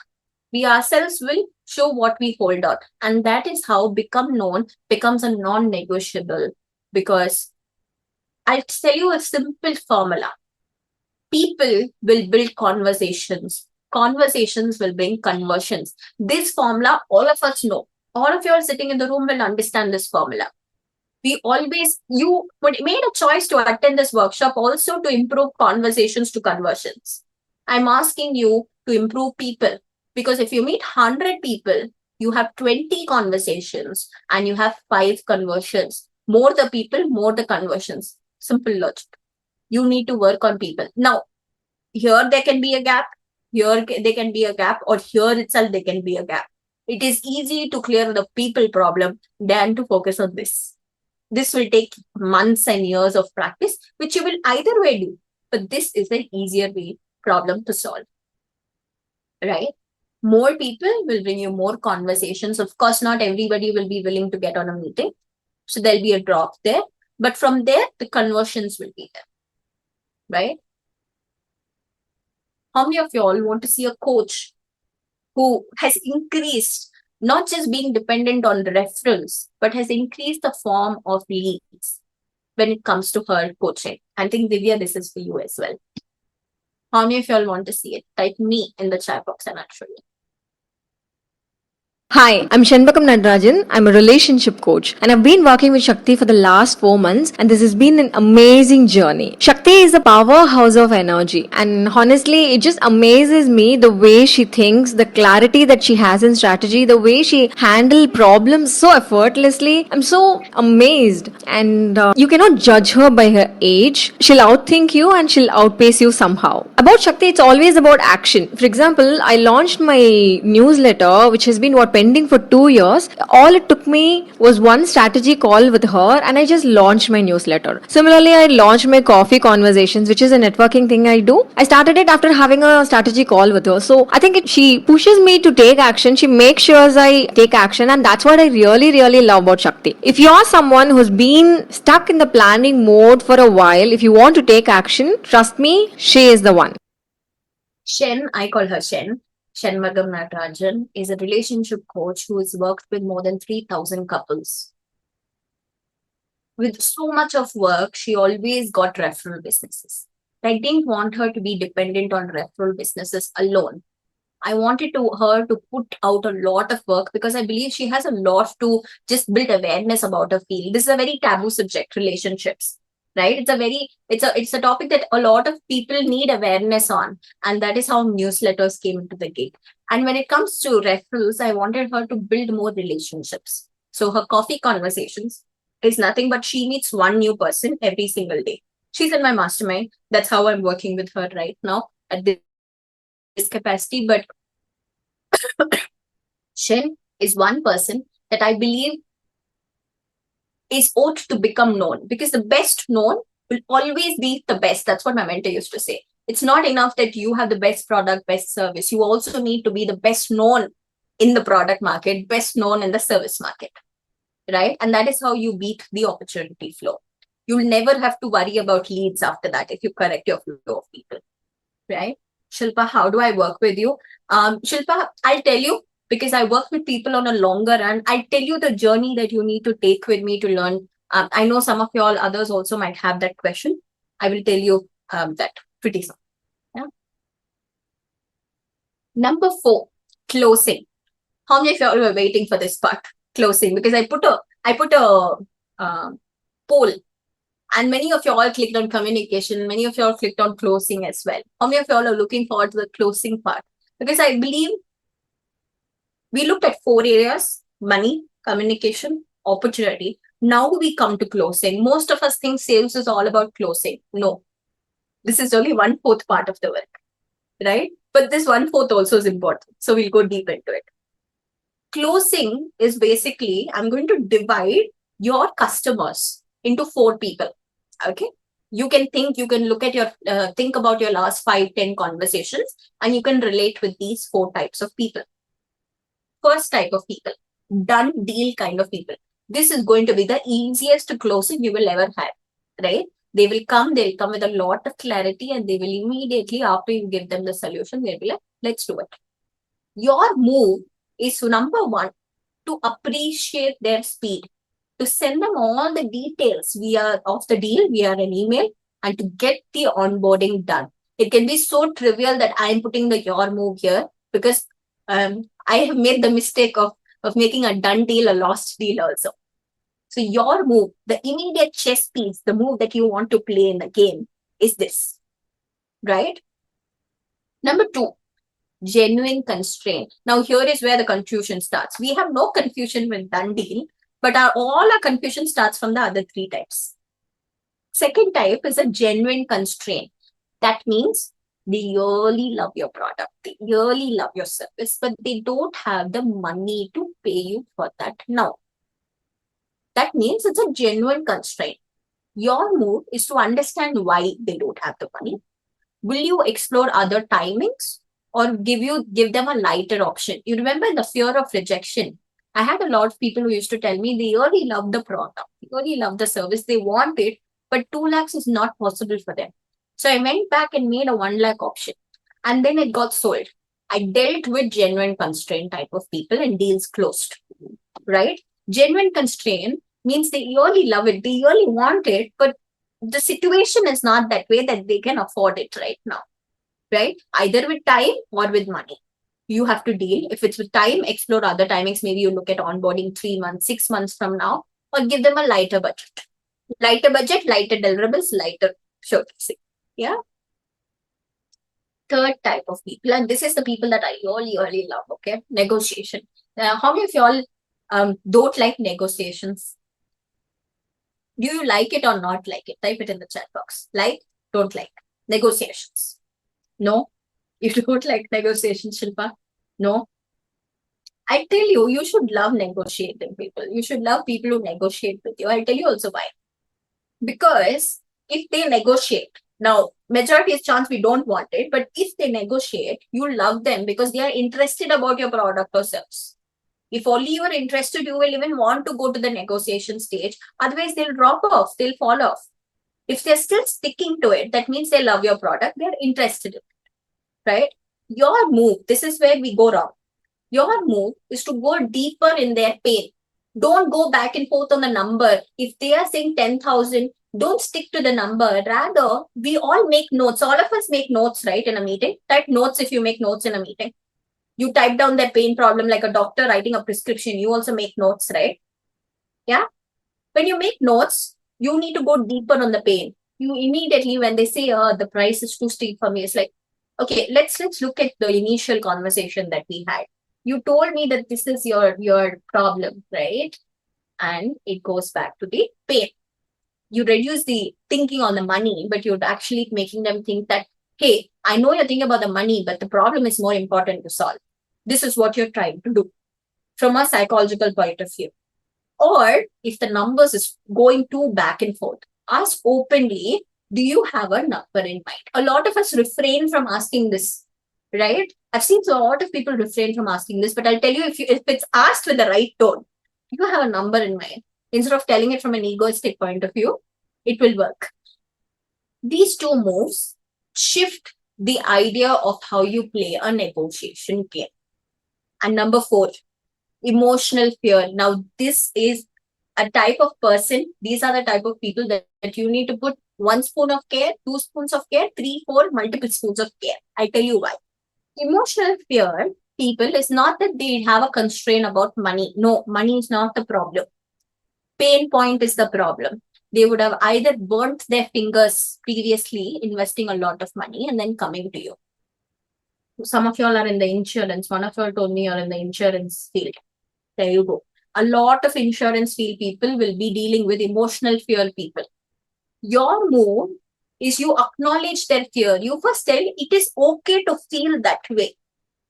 And then you address and understand the story behind it. And you need to promise that you will not give them that same experience. You're going to give them a wonderful experience. In fact, the most extreme opposite end of the extreme where they are happy, that's what you're going to promise them. And you're making sure that your systems and operations provide that. Don't commit if you don't think you can even give them that story. Don't commit if you can give them a different service. Because here it's not a money problem. It's a pain point problem. If you know you can bring them out of that fear, tell them, understand the story, and promise them that they are not going to see the other side of it again. They are going to have a different experience with you. The product or service is really going to work, and then onboard them. Because it's not about the money, it's about the trust over here, even more important. I'll tell you why I differentiated this. A lot of us in closing, what we do is we shift the people without even categorizing them. We always think closing is about objections and negotiation. No, your objections will fly away if you actually try to categorize people the right way and play the right move.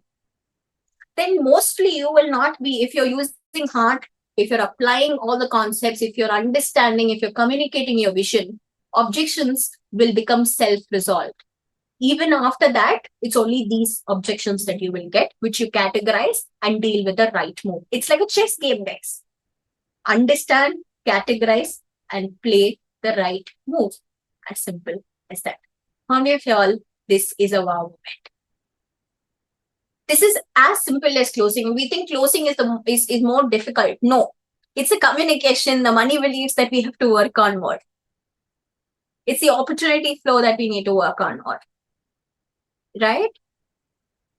Closing and also another part is in the rush of dealing with the target. We set a goal. Some of you all put 75 lakhs per month also, no? In the rush of closing that money, we start to persuade. But closing is not about persuasion. It's about giving the clarity and the direction. Clarity, you first have to have a clarity which type of person they are, so you can deal the right move. Your move is the direction. If you can do both, if you can categorize and give direction, you are dealing with closing better. As simple as that. Let's do a recap. Do I have a permission to do a proper recap with all of you? Type yes, and I'll take you through a proper recap. Yeah. First, we open the room with understanding your sales experience, understanding what is happening in your sales, in whether you are a business owner or a professional or coach. What is happening with your current sales? We saw 5 whys. How many of y'all related with all 5 whys? Type 5, or how many did you relate with? 1, 2, 3, 4, 5. Which one did you relate with? Type it in the chat box. All 5? 5? We saw conditioning, we saw sales, a sales person mindset, we saw gifted, we saw pitch, we saw the script. How many of you loved range? Here is where I made you do range, right? Here's where I took a promise that you're going to apply range from here on. Yeah. Then we saw what's the science behind it. We tried to understand what is the shift that we need to make in order to change that experience, right? How many of y'all promise me that you will apply all the 5 shifts in your sales meetings here on, right? Type promise in the chat box. be it the range, be having a diagnostic mindset, being the doctor in your industry, not putting doctor in front of your name. If there are doctors in the room, then Dr. Prakash, it's different for you. Okay. But if you're not a doctor, don't put DR in your name. Or if you're not done a PhD. Yeah, promise? Good. And then we saw the heart framework. How many of y'all heart was a wow moment type heart? How many of y'all felt that heart was what you were looking for? Heart was your missing gap in your sales calls.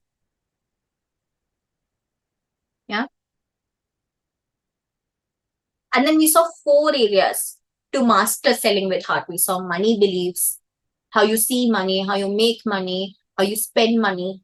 We saw communication, how you use your words, how you speak your vision, how you use your environment, how you build your environment, object, text, people. And then we saw opportunity flow. We saw about becoming known. I gave you 12 different forms of how you can become known.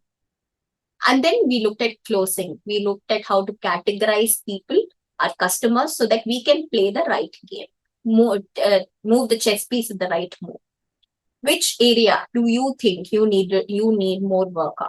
Type it in the chat box. Which area was your wow moment? Which one was your realization? Money, communication, opportunity, or closing? Because being known is my concern. Got it? Closing, communication.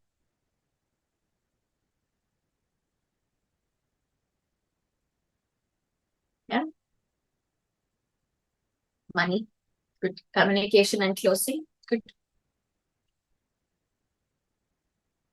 Do I have the permission to tell you what's next? Because I know there's so much depth, but I could do only so much in 4 hours. There's so much that I could take you on a journey on when it comes to sales to help you see the different world of sales. This is what is next. My done deal intensive, my 2-day workshop that is happening on the 8th and 9th of August, the coming weekend, and the 5th and 6th of September. I'm giving you 2 dates. It's a Saturday and Sunday. It starts from 10 a.m., ends at 5 p.m. on both days. It's a complete online workshop. You can sit at any part of the world and attend this. I made sure that this is like this so that I can give you a lot of value. Day 1. Day 1, I told you, I want to tell you what all I'm going to do in those 2 days to give you a better understanding. So day 1, we are going to go more deep into money. I made you all do a money goal activity. How many of you all love the money goal activity? Type love in the chat box. I believe money and sales is so connected that if you don't believe you can make 10 lakhs, you're not going to make that 10 lakhs. You need to have a defined structure and a system behind it. You need to build your identity around money. And that is why we're going to do a 4-step money identity reset that day. This basically, I want you to build your and hold your worth. The ability to know that, yes, you are worth of multiple crores. Yes, you are worth of building a company that builds impact a lot. I want you to hold that. And that starts from money. I want you to build that long-term vision. This is day 1, second half. Day 1, first half is money. Day 1, second half is about communication. Now we're going to go more deep. Then I'm going to take you into something that I love called 3 layers of communication. I'm going to take you into something called the eagle view shift method. How can you stop thinking from just a me perspective, and how can you look at it from an eagle perspective? What is in it for your customer to buy your product? What is in it for your customer to buy your service? I'm going to teach you all something called the active listening loop that will make you all wonderful listeners. How many of you all felt I could hold the space for you to be open to me? You felt safe to open things to me. You felt safe to tell that, hey, yes, Ekta, I'm wrong here, I'm correct here, this is what I'm feeling. How many of you all felt that I could hold the space? I do that. I teach you how to do that in the day 1, second half. Day 2, first half is all about opportunity. Divya was saying it's difficult on being known because there's so much more in depth about being known. There's so much in depth to build that I don't believe it's about making a sale today. I want you all to make a sale every single day. So it's being taken care of today's lead and tomorrow's lead. How do you build that opportunity engine? There's something in this called the black book method that is going to be a game changer for all of you all. I'm going to teach you all how to build new relationships and sustain them for multiple years. Now, over the last 6 years, I'm being grateful to hold relationships that are traveling, clients that are traveling with us for more than 5-6 years. I want to teach you all of that as well. Day 2, second half is all about closing, because you're going to go deep dive into your identity as a seller. I'm going to teach you all as a decision matrix, because at any given point of time, when you're selling, a decision is being made, a decision of either telling yes for your product or service or telling no to your product or service. How can you take control of that decision? What is the effortless closing system? We're going to go deep into all that. Basically, I'm going to improve your ability to get deals done. We're going to go deep into it. The reason this is 2 days is because we're going to go deep into every subject, half a day of every subject, guys. That's what we're looking at right now. It's going to be extremely hands-on. You are not on videos today, but on that day, you're going to be on videos. You're going to be well-dressed. We're going to have a lot of activity. You're going to have chance to speak and share your business, share your topic, so that I can help you more deeply. I can do only so much in 4 hours. I want you all to take the journey of 2 days with me so that I can help you, so you are sorted for your next years. Yeah. Before I tell you who should join, I'm going to tell you who shouldn't join. If you are looking for quick sales or hacks or scripts, this is not your place.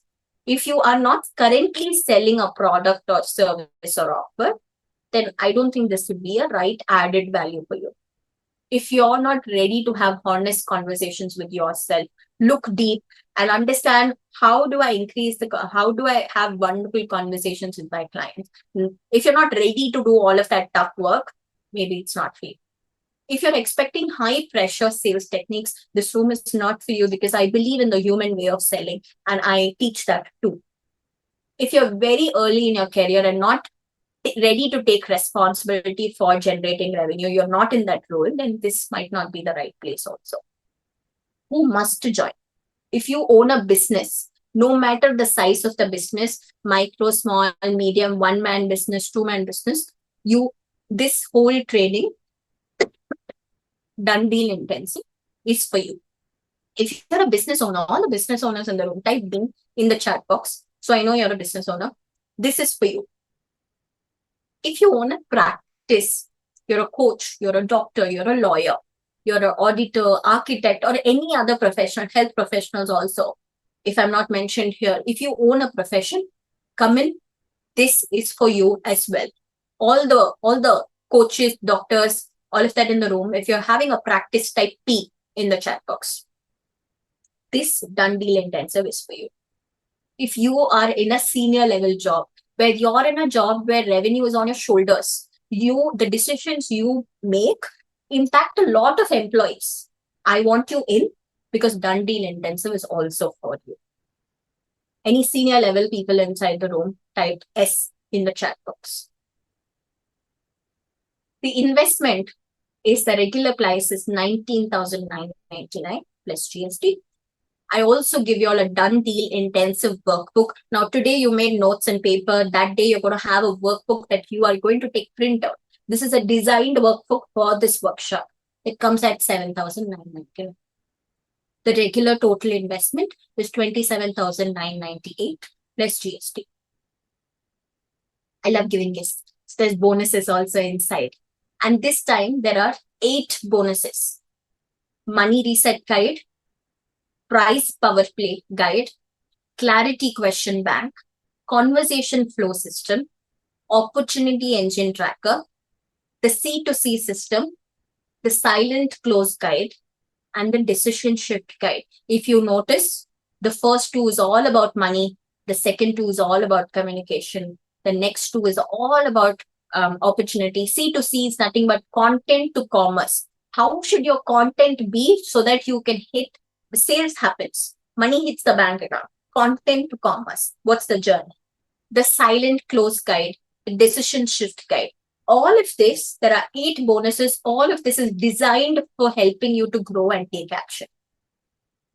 These 8 exclusive ebooks is 7,992. The total investment comes to 35,990 plus GST 42,469 inclusive of GST. But not before if you avail the offer in the next 15 minutes. We are at exactly 12:26 now. Before that, I want to reiterate why I do what I do. Why am I doing these workshops? Why am I wanting you to take a journey of 2 days? It's because I know for a fact that if a decision maker, business owner, or a coach doesn't work on their own business for sales and revenue, nothing else can grow, because sales is what feeds everything. Sales is what feeds your tummy, your team's tummy, your investment tummy, your scaling tummy, all of that. And I want to work with you on that. I want to work on that with you when it comes to your sales department specifically. My mission is to make 1 million people sell with heart and become scale worthy. All of you all should be speaking about scale, right? That's my mission. It is not 42,469. It is only 3,999, inclusive of GST. You can now take out your phones and scan the QR code that's on your screen and make the payment. My team will also drop the link to the payment tracker so that you can actually pay from the link also if needed. Once you do, type I am in the chat box so I can welcome you properly.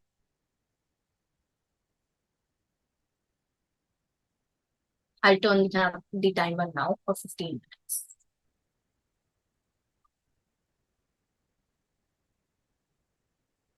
This is your question time, guys. Done deal intensive, you can ask me, why is it 2 days? Why do you need 2 days to go deep into sales? Because there's so much to do in a practice way. And this is an intensive workshop. You're going to be on camera. We're going to talk. We're going to discuss a lot of things. And trust me, the person who enters the done deal intensive and the person who exits are two different people. I can vouch for that because I've done this enough times to know that there is a transformation in the room which I want you to take up. I want you to have that journey. For that, we'll have to hop on to the journey of done deal intensive first.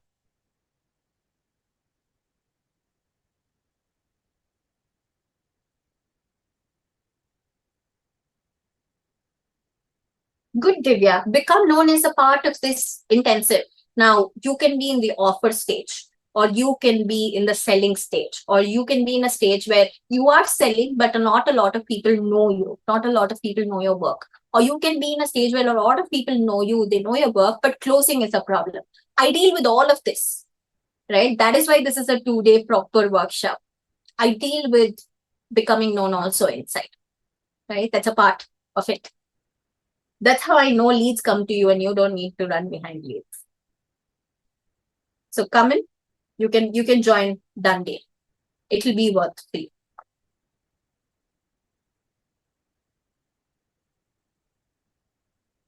You can ask, I've attended different trainings before. How is this going to be different? I know before even beginning this sales workshop, I understood the market in a very deep way to understand that beyond the scripts, beyond the CRMs, beyond the tools, there are aspects of the human behavior that needs to be understood. Done Deal Intensive is all about understanding the human behavior and working on yourself. I believe sales is an inside-out game. If you are not working on yourself, you're not going to be able to sell to another person. Another person won't be able to even trust you on it, right? However good your product or service is. So Done Deal Intensive works on that, right?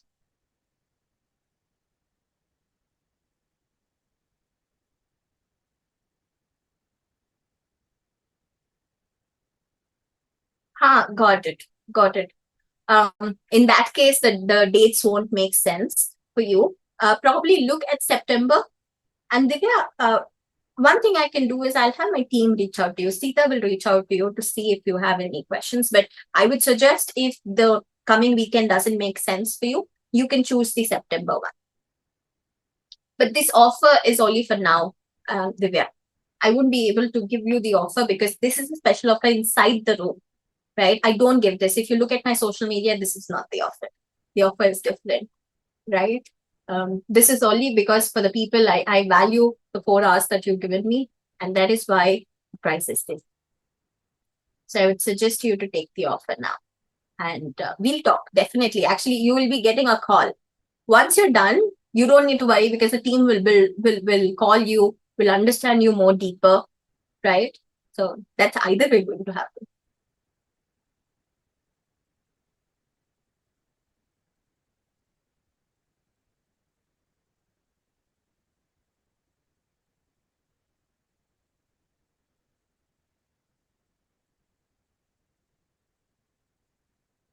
I'll reiterate who is this workshop for. You can be a business owner, a coach, a consultant, a freelancer, a leader, a business leader, right? A senior leader who's responsible for revenue. Come in. This training, this workshop is for you.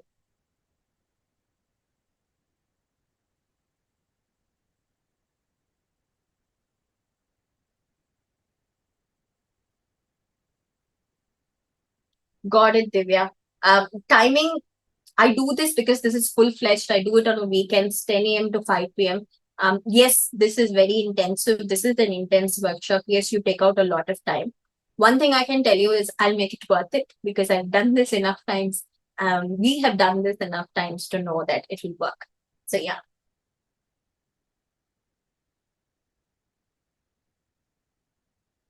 If you have anything, you can also personally chat with me. Shakti's chat, and you can personally chat with me.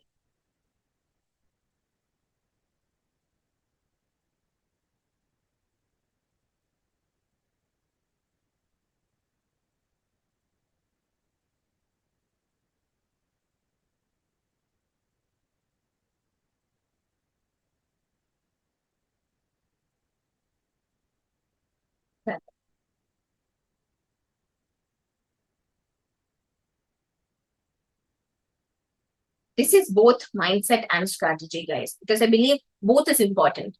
Having the right mindset when you sit for a sales meeting, having the right mindset to grow your business, to scale your business, and also focusing on strategy, because none of us want to do the same thing that's not working out for 2-3 years and then you realize it's not working out. So I deal with both mindset and strategy because I believe both has its own calmness, both has its own places that acts in a different way. Welcome, Wendy. Wendy, I want you to introduce yourself in the chat box. I want to understand a little bit more about you. So tell me a little bit about you, your business. Why did you choose to come in?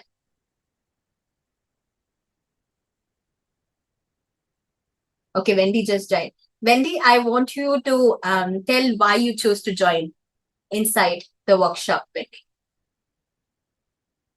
Drop it in the chat box. I'd love to know so that I can prep myself for you. These 2 days, guys, I also prep myself. So I'll study what kind of people are in, because you and me will feel like we are having a long conversation. We're spending 2 full days together, literally, right? So yeah.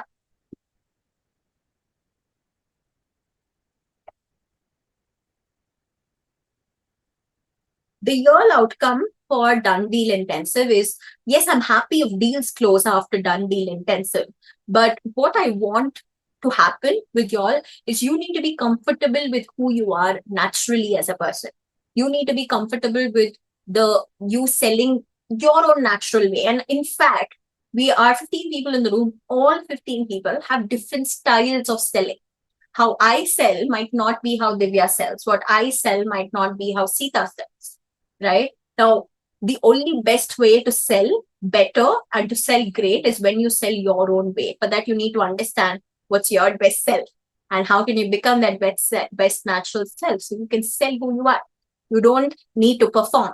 You don't need to be an actor or a performer to sell better. I want that to happen with Done Deal. That's my main impact goal. I have a SaaS product and I recently started cold messaging and providing my offer, but wanted guidance in this process. Wonderful, Wendy. Welcome in. We're looking forward to seeing you in the 2 days. I'm looking forward to seeing you how to play the game. This will also need a lot of commitment, guys. So you're coming in, you're committing for 2 full days.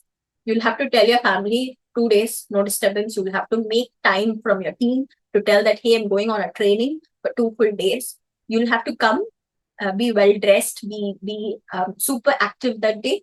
Make sure you're taking care of your health. Yes, if August is not possible, you can shift to September also. But if there's a reason that's unacceptable, then we do that. my team will get in touch with you after you onboard for done deal. But one thing I tell you is everything is prepping yourself for the done deal. In fact, I'm prepping myself. Weekends we have, August is pretty near, right? This weekend. So I'm prepping myself to be at the best health so I can give you all a lot, right?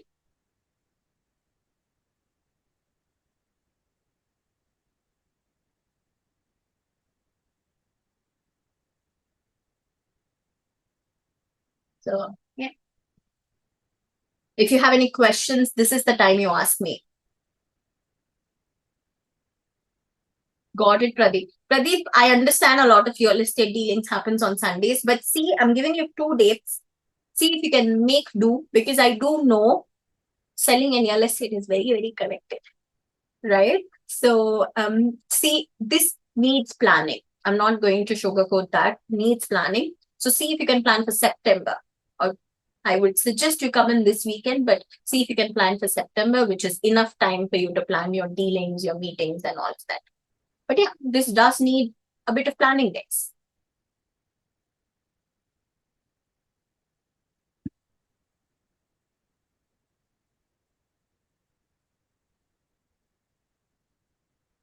If you want to understand more about how humans make decisions, how I can help another human make decisions, basically getting a done deal, how do I frame my business in such a process that making deals, closing deals becomes a super, super easy, then done deal is for you.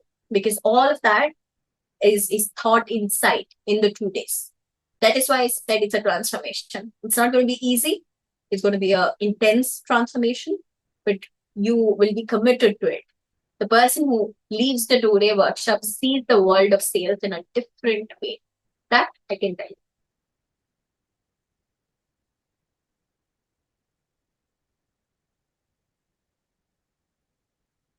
We have 4 minutes in. If anybody else wants time, let me know.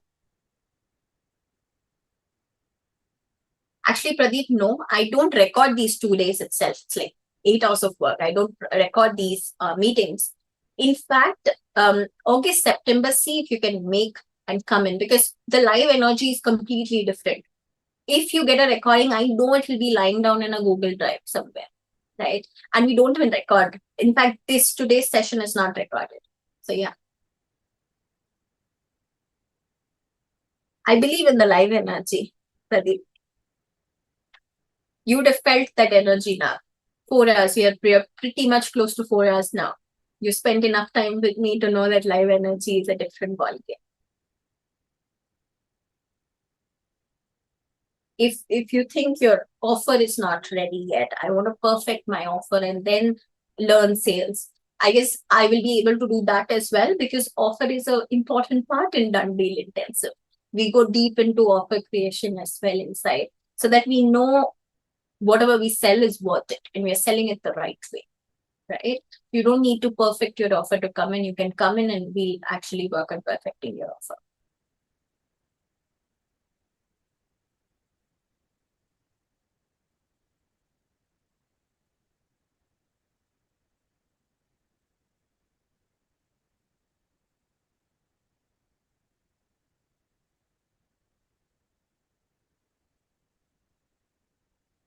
Guys, does anybody else needs time?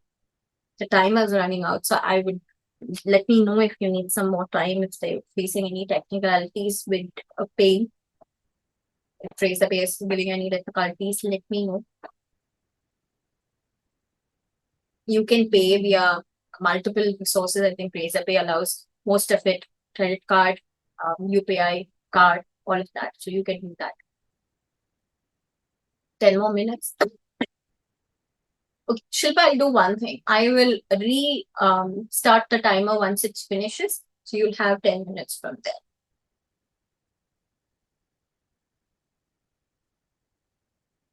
But make sure you do the payment by that time, so that I can give you the offer. Guys, I promise Q&A time. If you have any Q&As, any questions with regard to even the time, the content that we actually spent, let me know. You can ask me, right? Now is the time you ask me all that. This is your Q&A time that I promised.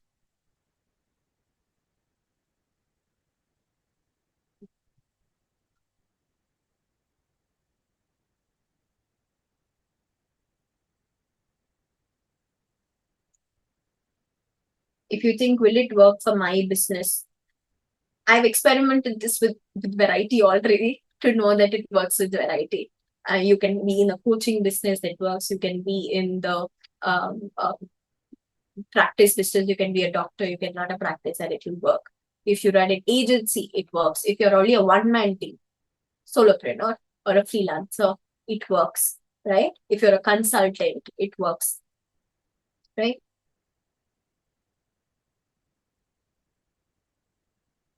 These are all the people, the kinds of audiences that I have dealt with long term. So I know Dundee also is the same audience.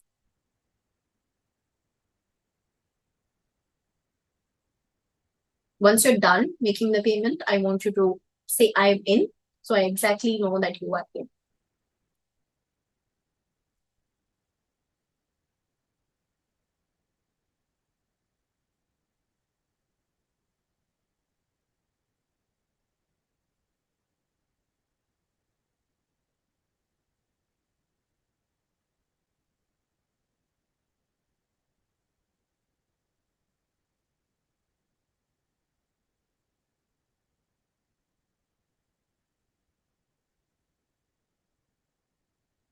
This journey is going to go so deep into sales, scaling, business.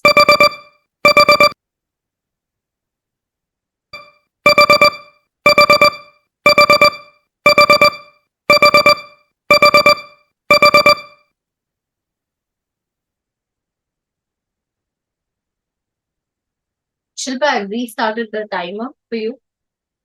So this training is going to be so deep into sales, not just sales, but I believe there's a lot of identity work, there's a lot of money work, there's a lot of communication work that we need to get better at. We need to get better at our beliefs, we need to get better at our communication. And then comes becoming known, putting our work out there and closing. So we go deep into each part every single half a day. So 2 days, 4 parts, we go deep.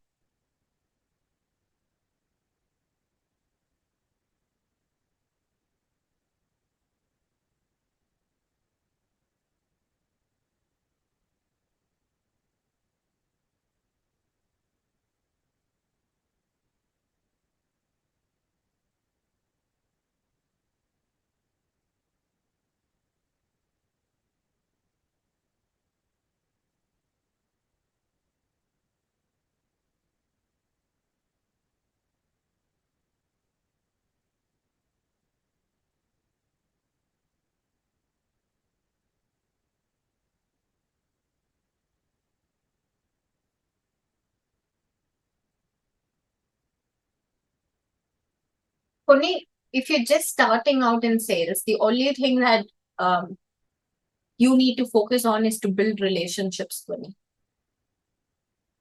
Right? Meet as many people you meet because I think 90% of the people that you will meet will be strangers.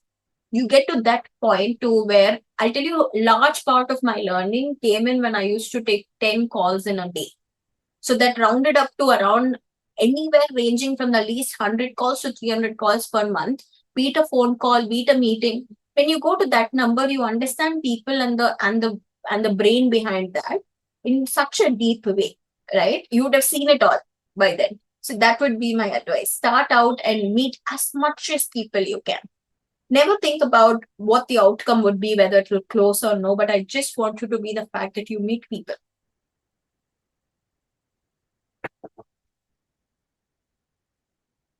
What field are you in, Puni?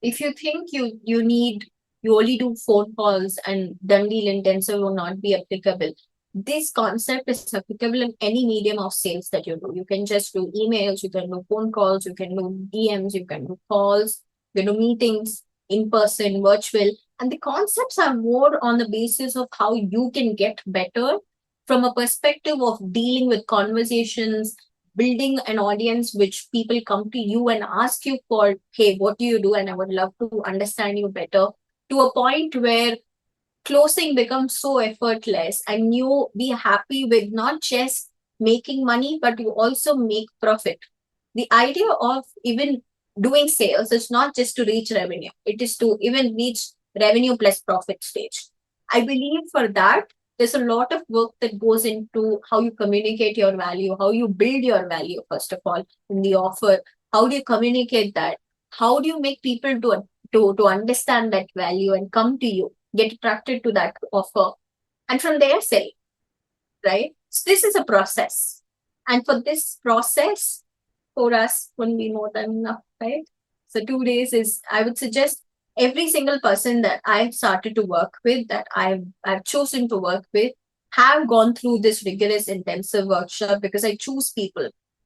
We've been very, not just from this stage of workshops, but from even the agencies, we choose the people that we want to work with. That is what being one of the name. And if you think you need a long-term approach, you need long-term help, done deal intensive is the way I give the long-term help, because you will see the synergy whether you like my concepts or you resonate or relate with my concepts in 2 days.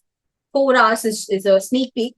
And from there, I also see whether you play the game in the 2 days properly. And then when we choose each other, I start to work with people long term, right?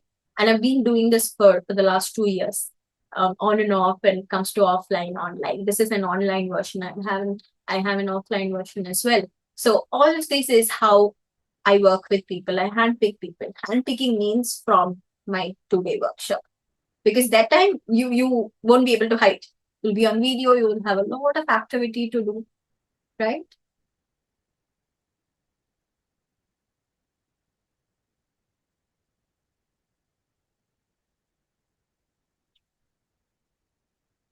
Shilpa, I hope you are in the process of making the payment. Team, can you please check?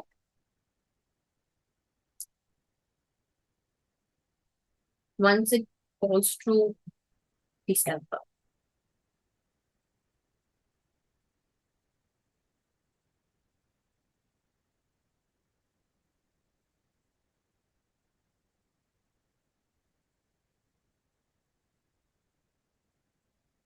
Every sales meeting, when you dissect the meeting, there is so much that goes underneath in the psychological point of view. We might never realize why a customer spoke such a statement, or we might never realize why we handled the call in such a way until unless you dissect the call. Dissecting happens inside, and there's a lot of psychology, one, there's a lot of strategy, second, there's a lot of strategic point of view to look at what should I be telling them? How do I stack my offer in a wonderful way that they buy? Having a good offer, and then also people will not buy for a reason that it's not attractive or they don't see themselves buying it, right? How do you make your customer see a future with you, envision the journey with you? All of those are concepts in sales that I think I can only deal when we work on a longer run. So done deal intensive, I would highly recommend. There are 10 people in the room. I want you all to take the jump for done deal intensive, because that's how I know I can give you all that transformation to see a different side of sales. If you have any questions with regard to done deal or with regard to selling with heart, let me know, because we are running out of time. You can use me while I'm here, and I'm happy to help you over here.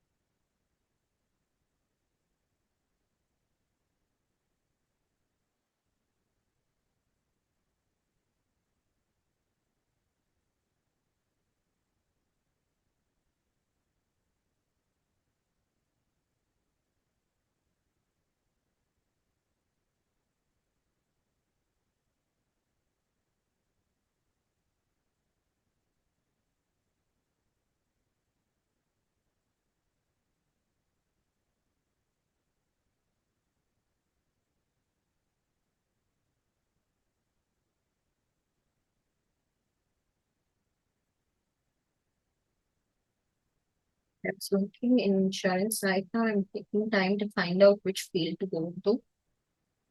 Thank you so much for the wonderful workshop. Loved how it wasn't about sales tactics, but about beliefs, conditioning, and mindset. I'm feeling much more confident and will definitely implement the concepts in my calls from now on. Wonderful, Connie. Thank you. Thank you. Means a lot. And write back to me once you've implemented the concepts. I'm looking forward. I'll hold you on your word, right? I hold on people's promises, right? I hold them to it. So write back to me. You can write to me on LinkedIn, Instagram, email. However, I think we've exchanged a couple of emails as well. So write back to me once you've applied concepts. Yeah.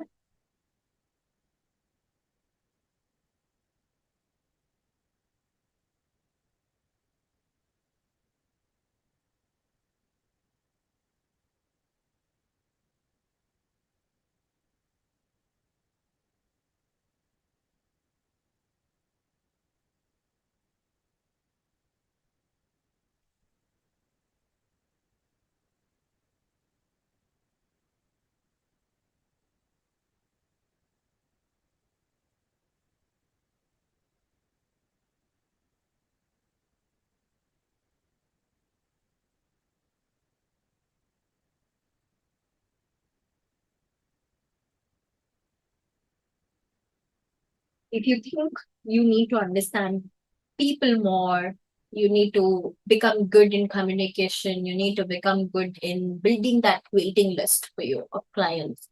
Dundee is your way because we go so in depth on these topics.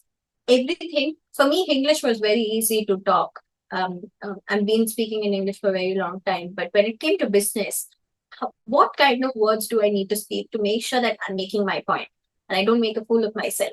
All of those were pointers where things that I'm already good at, I need to relearn, unlearn some things and completely shift my perspective at certain points to know that I can get better. And that's how I learned the sales journey. And all those concepts, in fact, selling with heart, done deal intensive, everything is drafted from the experience that I have got, that my mentors have given me, and all of that.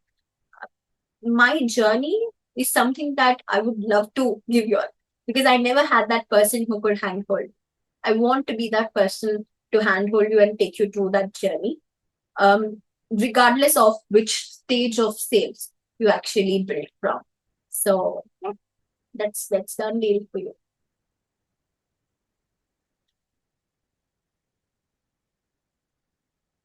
Shilpa, I hope you're in the process of the payment.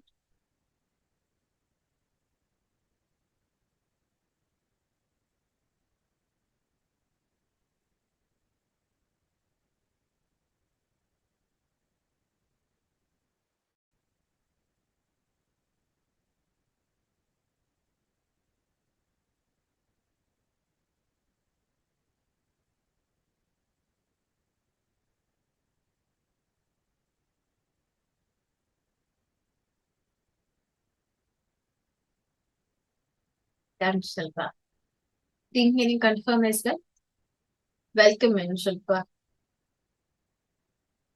Looking forward to seeing you play.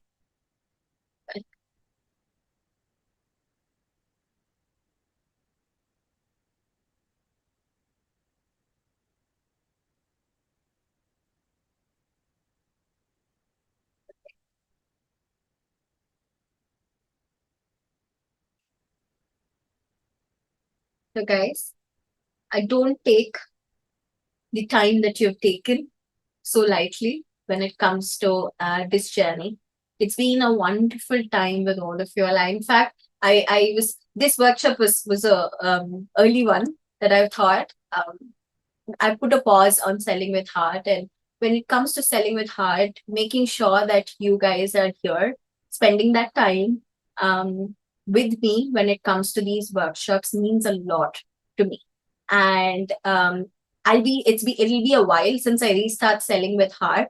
Done deal is my next programs in, and something that I don't take lightly. The time that you've spent me till 1 p.m. 4 hours of somebody's time is not a light thing to take. I value that. Thank you all.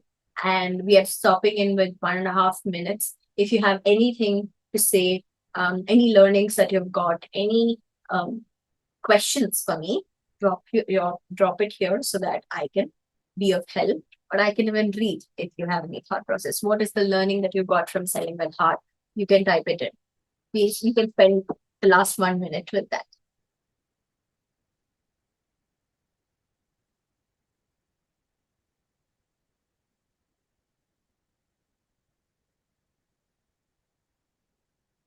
I'm happy that you guys chose to be in this one.